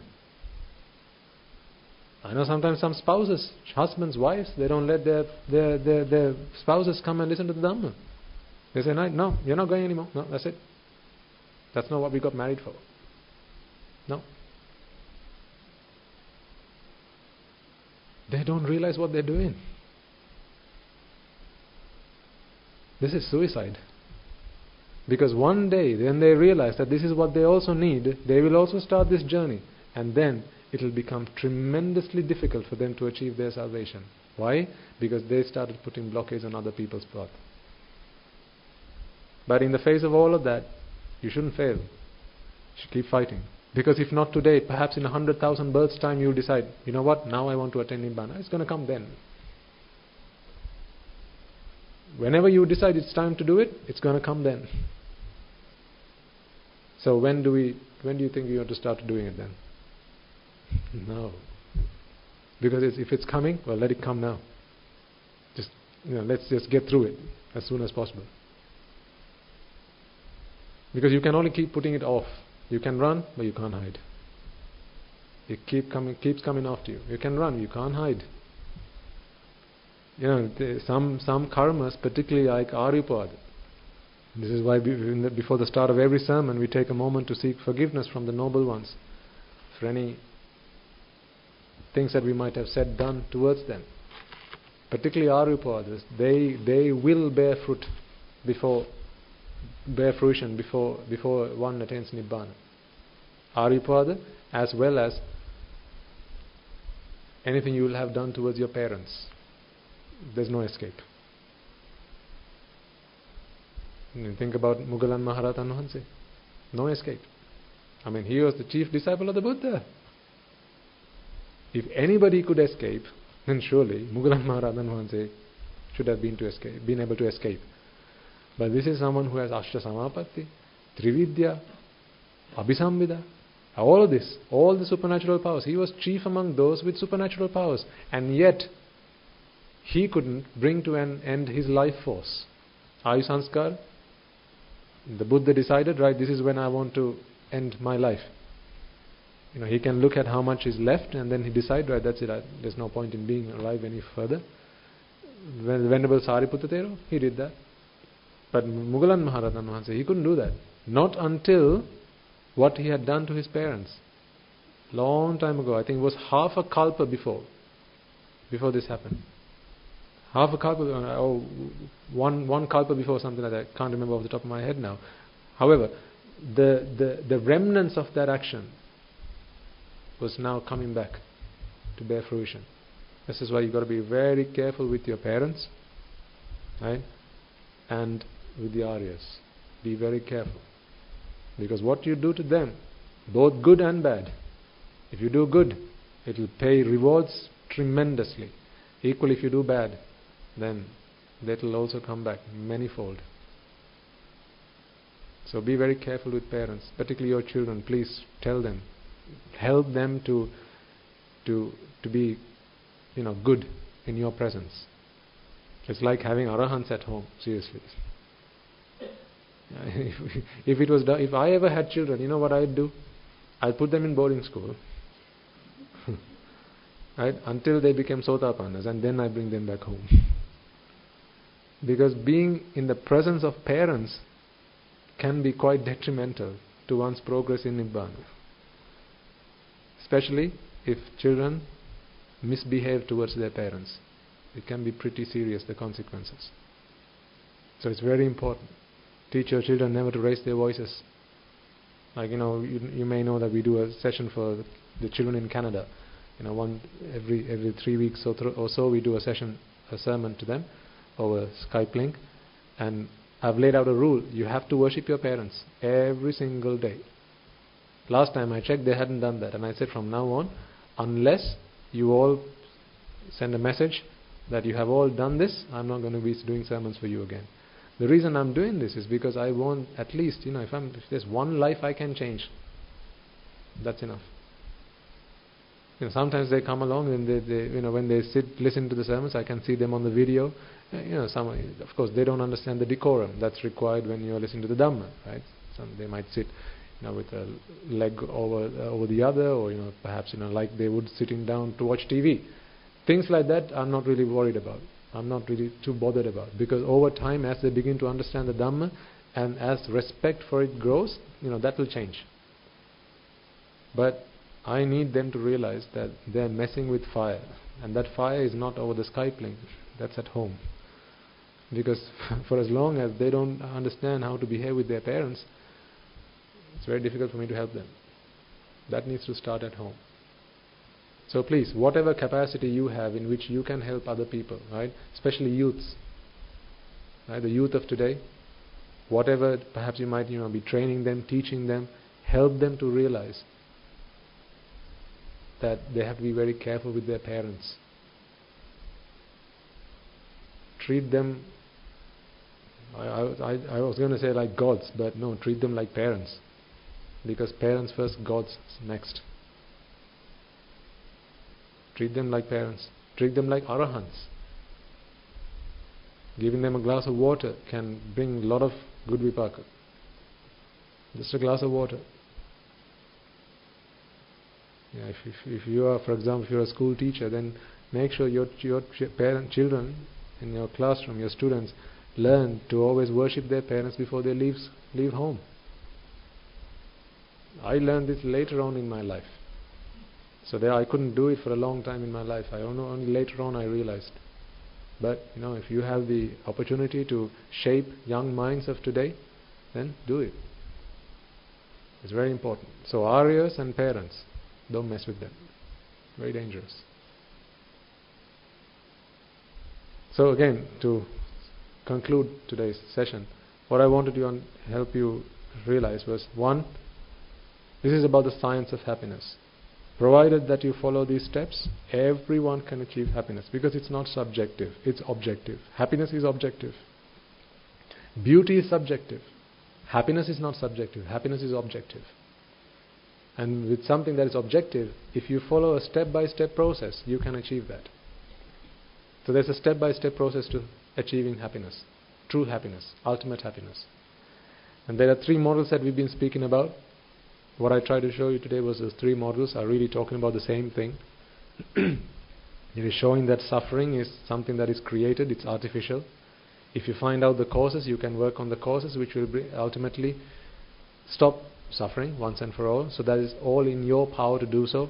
This is why I like to call it the God formula. I no longer rely on a supernatural or any other being I don't consider anyone else to be the architect of my happiness, my suffering. I alone am responsible for that. I want you all to realize that. And I also want you to understand that to follow this path and achieve your salvation, there are no excuses. Don't wait until you get an opportunity to become a monk or a nun, don robes, because what if that day never comes? And besides, nowhere in the Noble Eightfold Path does it say become a monk. There is no Samma Bhikkhu. There's no such thing. Samma bhikkhu, samma le. There's no such thing. Right? So samma dittika, samma sankappa, vacha, vayam, and so on and so forth. Noble Eightfold Path. It doesn't matter whether you're a layperson or a monk or clergy. If you follow the Noble Eightfold Path, you will get to Nibbana. If you don't follow the Noble Eightfold Path, you will not get to Nibbana. Simple as that. No caveats, no ifs, and no buts. That's it. Simple. Simple and straightforward. So ultimately, the Buddha's gift to all of us, to put it really, really, really simply, is he distilled everything he realized down to just 3 little words: anicca, dukkha, anatta. Your understanding of the Dhamma may simply be limited to anicca, dukkha, anatta. That's all you need to know. All of this other embroidery is really to help enforce that point, or emphasize that point rather, to help you understand that anicca, dukkha, anatta is all you need. So how do you practice the Paticcasamuppada? You don't practice Paticcasamuppada, you practice anicca, dukkha, anatta. In practicing anicca, dukkha, anatta, dependent origination. Origination of what? Suffering. Now that stops. That's all there is. You don't practice the process. You practice anicca, dukkha, anatta. And when do you do that? All the time. Don't let those moments pass you by. Think of today as being your last day. See, if I were able to convince you that today is your last day, I know for a fact that you will practice anicca, dukkha, anatta like you were on steroids. It's this idea, this false impression that it's always tomorrow. I'm going to start next week. You're fooling yourself. Don't do that. Don't wait to come along to the meditation week once a month to do your meditation, because now you're not here to meditate. That's a lie. That's not meditation then you're doing. Meditation is something you're doing right now. Should be something you're doing all the time, every time. Just continue your practice. Trust not me, trust the Buddha. He brought it down to anicca, dukkha, anatta. Make sure your understanding of anicca, dukkha, anatta is perfect. Okay? Because I can only explain to you, I can give you examples, I can give you similes and metaphors and try to explain this to you.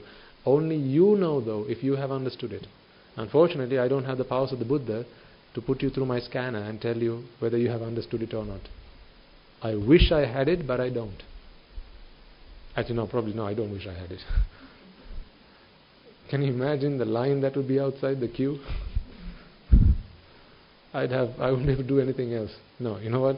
Only the Buddha possesses that skill, and for a very good reason. We don't need to mess with that kind of stuff. No, I don't wish I had that. What I do wish is, I hope you are all able to check for yourself. Do you understand this? If you don't, keep coming back, keep asking. Pay attention, listen to the sermons. Keep following up. Come along to the meditation programs, both the single ones, English ones. Make use of these sessions. That's what we are here to give you. If you do understand it, now start practicing. Because it's practice that makes you perfect. Practice, practice, practice, practice, practice. First, practice. Secondly, practice. Thirdly, also practice. Until you no longer need to practice. Until then, practice. Don't let any moment go by where you find yourself not practicing. Okay, so we conclude the sermon there. Do you all accept that you can do this? Do you believe that you can do this? Yes? Do you believe in yourself that you can do this? Yes? Yes. Promise yourself that you will do this. You won't look back until you have done it. Take an oath. I solemnly swear to all those who can hear me, I will do this. I will attain my salvation. I will attain my liberation before my last breath. Go in front of the Buddha. Kneel down in front of him. Put your hands to your forehead and say, Swamin Wahanse, Bhagyavan Vahanse, Tathagatayan Vahanse, I will achieve the fruit that you have blessed me with before my last breath, if that's the last thing I do. This is all I need now in my life. This is now the purpose of my life. I will achieve it. May all the good karmas that I have done in the past, may those vipakas come seeking me, come towards me. May they be attracted towards me, because now is when I need it. Now is when I need it. Because now I'm doing something worthwhile. Now is when I need it. I make a solemn promise to you, Bhagyavan Vahanse, that I will do this. I will. Not if, not but, I will do this before my last breath. Make a firm resolution to yourself every single day. And you can. Seriously, trust me, you can. You can. You really, really, really can. You can. I will vouch for it because the Buddha has vouched for it. He said, if you do as I say, you will achieve the results that I have laid out. The Buddha says so because he knows so. It's not for us to question him. It's for us to follow what he has taught us.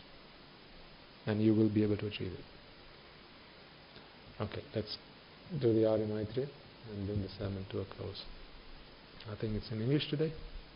Yes?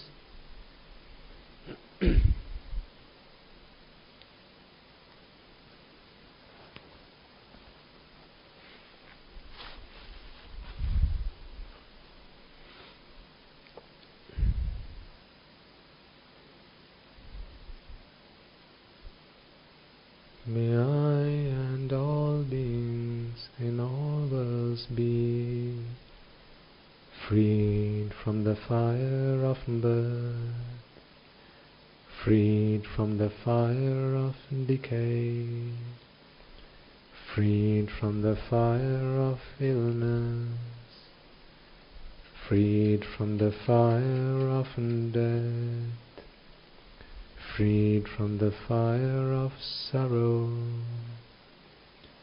freed from the fire of lamentation, healed with the ultimate bliss of Nibbana, healed with the ultimate bliss of Nibbana, healed with the ultimate bliss of Nibbana.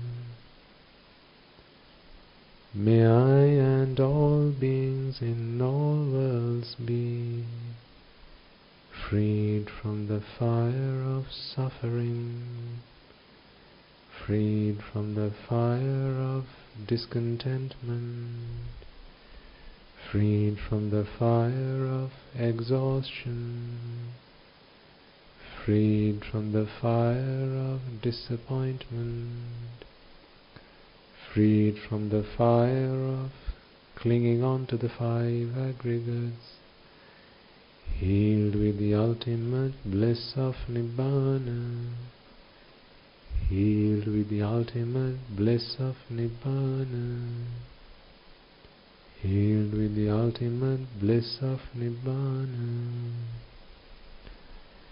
May I and all beings in all worlds be freed from the suffering of samsara, freed from the disease of samsara, freed from the fear of samsara, freed from the flames of samsara, freed from the fire of samsara, freed from the sorrow of samsara, freed from the clutches of samsara, healed with the ultimate bliss of Nibbana, healed with the ultimate bliss of Nibbana, healed with the ultimate bliss of Nibbana. The karma worlds are in despair. May I and all beings be freed from the karma worlds. The rupa worlds are in despair. May I and all beings be freed from the Rupa worlds. The Arupa worlds are in despair. May I and all beings be freed from the Arupa worlds. All worlds are in despair. May I and all beings be freed from all the worlds. Nibbana is the only salvation. May I and all beings attain Nibbana. Nibbana is the only salvation. May I and all beings attain Nibbana. Nibbana is the only salvation. May I and all beings attain Nibbana. Letting go is the only salvation. May I and all beings let go. Detachment is the only salvation. May I and all beings be detached. Being freed is the only salvation. May I and all beings be freed. Nibbana is the only salvation. May I and all beings attain Nibbana. Nibbana is the only salvation. May I and all beings attain Nibbana. Nibbana is the only salvation. May I and all beings attain Nibbana. May I and all beings in all worlds be freed from the bondage of lust, freed from the bondage of aversion, freed from the bondage of delusion, freed from the bondage of Mara, healed with the eternal bliss of Nibbana, healed with the eternal bliss of Nibbana, healed with the eternal bliss of Nibbana, healed with the eternal bliss of Nibbana.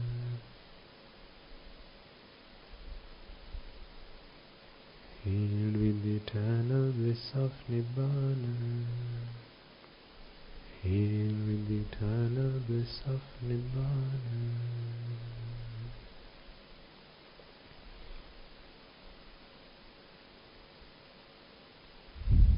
Okay. Let us all take a moment to transfer the merits that we have all acquired today. First and foremost, let us all remind ourselves once again, as we did at the beginning of this sermon, that we find ourselves in this extremely fortunate situation, in these circumstances today, because of the Supremely Enlightened One. He is the Master. It is because of His infinite compassion towards all sentient beings that you and I are today able to achieve our deliverance, our salvation and our liberation. Contemplating on this, let us take a moment to pass on the merits that we have all acquired today, transfer the merits that we have all acquired today to the Bhikkhu, Bhikkhuni, Upasaka, Upasikas, who since time immemorial protected and preserved the Buddha's teaching and passed it down to us through the generations. It is thanks to them that today you and I have the Tripitaka, which we can study, understand, analyze and comprehend, as well as the noble lineage who have passed down to us the key to our noble states. May they all be able to achieve the supreme bliss of Nibbana.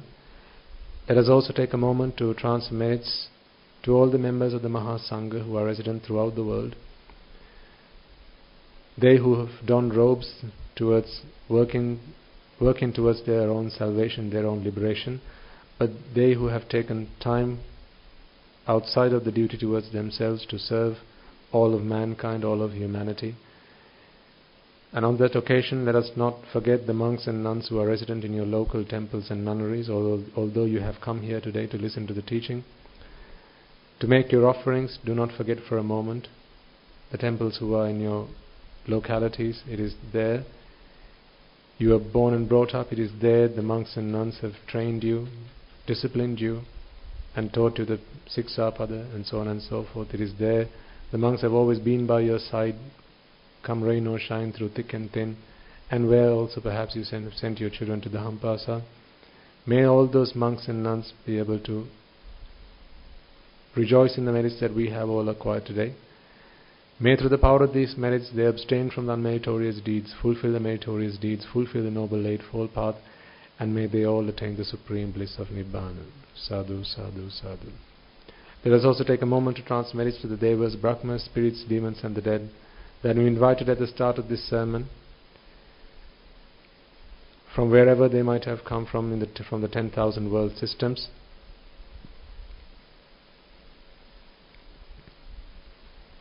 As well as those members of our families among the living today who have helped us, supported us, assisted us from our young ages all the way through our adult lives and to this point. Those who have relieved us of our duties and responsibilities to be here today to listen to this teaching, as well as our co-workers, our colleagues, those who have taken on their shoulders our duties and responsibilities and have therefore relieved us of our duties and responsibilities to be here today to practice the path, to seek our salvation. May they all rejoice in the merits that we have all acquired today. Let us also take a moment to transmit merits to all the members of the Mahasangha as well as the Anagarikas who are resident at this monastery, who have made great efforts to prepare this venue for this sermon today, in making the decorations as an offering to the Dhamma, as well as making the arrangements so that you are able to come along and listen in comfort. May they all rejoice in the merits that we have all acquired today. Anyone and everyone who might have shaped your life from your young ages all the way up until this point, your teachers, your elders, whoever in whatever capacity they might have supported, assisted you, let us take a moment to transfer merits to all of them. May through the power of these merits, if any of them have today been born in the woeful planes, may they redeem themselves and be born in the blissful planes. May through the power of these merits they abstain from unmeritorious deeds, fulfill the meritorious deeds, fulfill the Noble Eightfold Path, and may they all attain the supreme bliss of Nibbana. Sadhu, sadhu, sadhu. Let us also take a moment to transfer merits to the members of the armed forces as well as the police force, who dedicated their lives on many occasions to protecting the peace and harmony of our country. It is thanks to them that today you and I are able to practice the path in peace and harmony. May they all rejoice in the merits that we have all acquired today, as well as those men, women and children who might have lost their lives in the 30-year-long war that we had in Sri Lanka, as well as any troubles that followed afterwards, as well as anyone who might have lost their lives in natural calamities such as the tsunamis, earthquakes, landslides and so on and so forth, not just in Sri Lanka but also in other parts of the world. Considering for a moment that every man, woman and child among them will have at some point in our lives in this samsara been a mother to us, been a father to us, with compassionate thoughts of benevolence in our hearts and in our minds, let us transfer merits to all of them. If any of them have today been born in the woeful planes, may through the power of these merits they redeem themselves from the woeful planes and be born in the blissful plane. May through the power of these merits they abstain from unmeritorious deeds, fulfill the meritorious deeds, fulfill the Noble Eightfold Path, and may they all attain the supreme bliss of Nibbana. Sadhu, sadhu, sadhu. Let us also take a moment to transfer merits to all those men and women who have dedicated their lives to leading our country, to leading our nation, to protecting our nation, as well as to developing and cultivating our country towards and working towards its prosperity. May they all be able to rejoice in the merits that we have all acquired today, and may through the power of these merits they abstain from the unmeritorious deeds, fulfill the meritorious deeds, fulfill the Noble Eightfold Path, and may they all attain the supreme bliss of Nibbana. Sadhu, sadhu, sadhu. Let us also take a moment to transfer merits to all those men and women, just like yourselves, who have dedicated part of your time to propagating the Buddha's teaching throughout the world, in making these sermons available to the mass audiences, either in visual, verbal form, or perhaps in making the transliterations of these sermons available for reading later on. May they all rejoice in the merits that we have all acquired today. Any time that you might have dedicated towards this worthy cause, consider that an offering to the Sambuddha Shasana, the results of which you will most certainly be able to reap through your journey in samsara, in bringing an end to that journey. May the merits that you have all acquired today in doing so be able to support you in your quest to abstaining from the unmeritorious deeds, support you on your resolve to fulfill the meritorious deeds, fulfilling the Noble Eightfold Path, and may it help you all to attain the supreme bliss of Nibbana. Sadhu, sadhu, sadhu. And finally, may through the merits that we have all acquired today, throughout the course of today's meritorious deeds, in listening to this sermon, in preaching this sermon, as well as in transferring merits that we have all acquired today, may the compounded power of all the merits that we have all acquired today empower and energize men and women just like yourselves to become Arahatun Vahanses and Arahat Mehenin Vahanses, and may through them we be able to witness the advent of many hundreds of thousands of Arahatun Vahanses and Arahat Mehenin Vahanses on this blessed land and in our very lives itself. Sadhu, sadhu, sadhu. And finally, may you and I and everyone who will have contributed in whatever shape or form, in whatever capacity, however large or small, be able to become an Arahatun Vahanse among one of them, an Arahat Mehenin Vahanse among one of them, and be able to attain the supreme bliss of Nibbana in this very life itself and in the era of the Gautama Supreme Buddha itself. Sadhu, sadhu, sadhu. The members of the Mahasangha will now transfer their blessings to you.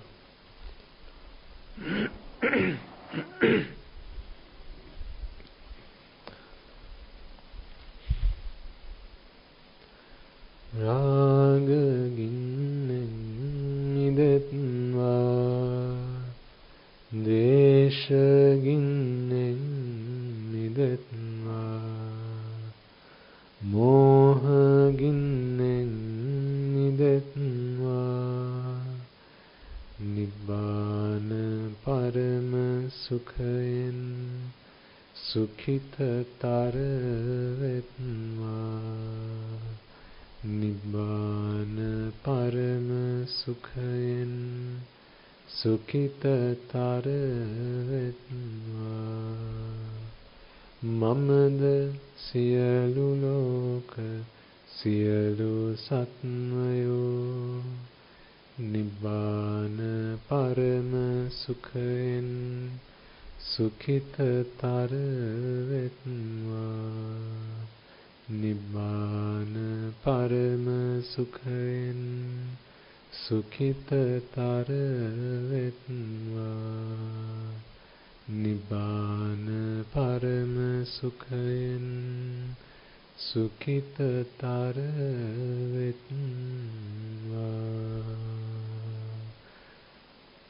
May I and all beings in all worlds be freed from the fire of desire. May I and all beings in all worlds be freed from the fires of aversion. May I and all beings in all worlds be freed from the fires of delusion. May I and all beings in all worlds attain the supreme bliss of Nibbana, and may the Noble Triple Gem be with you all forever. Sadhu, sadhu, sadhu.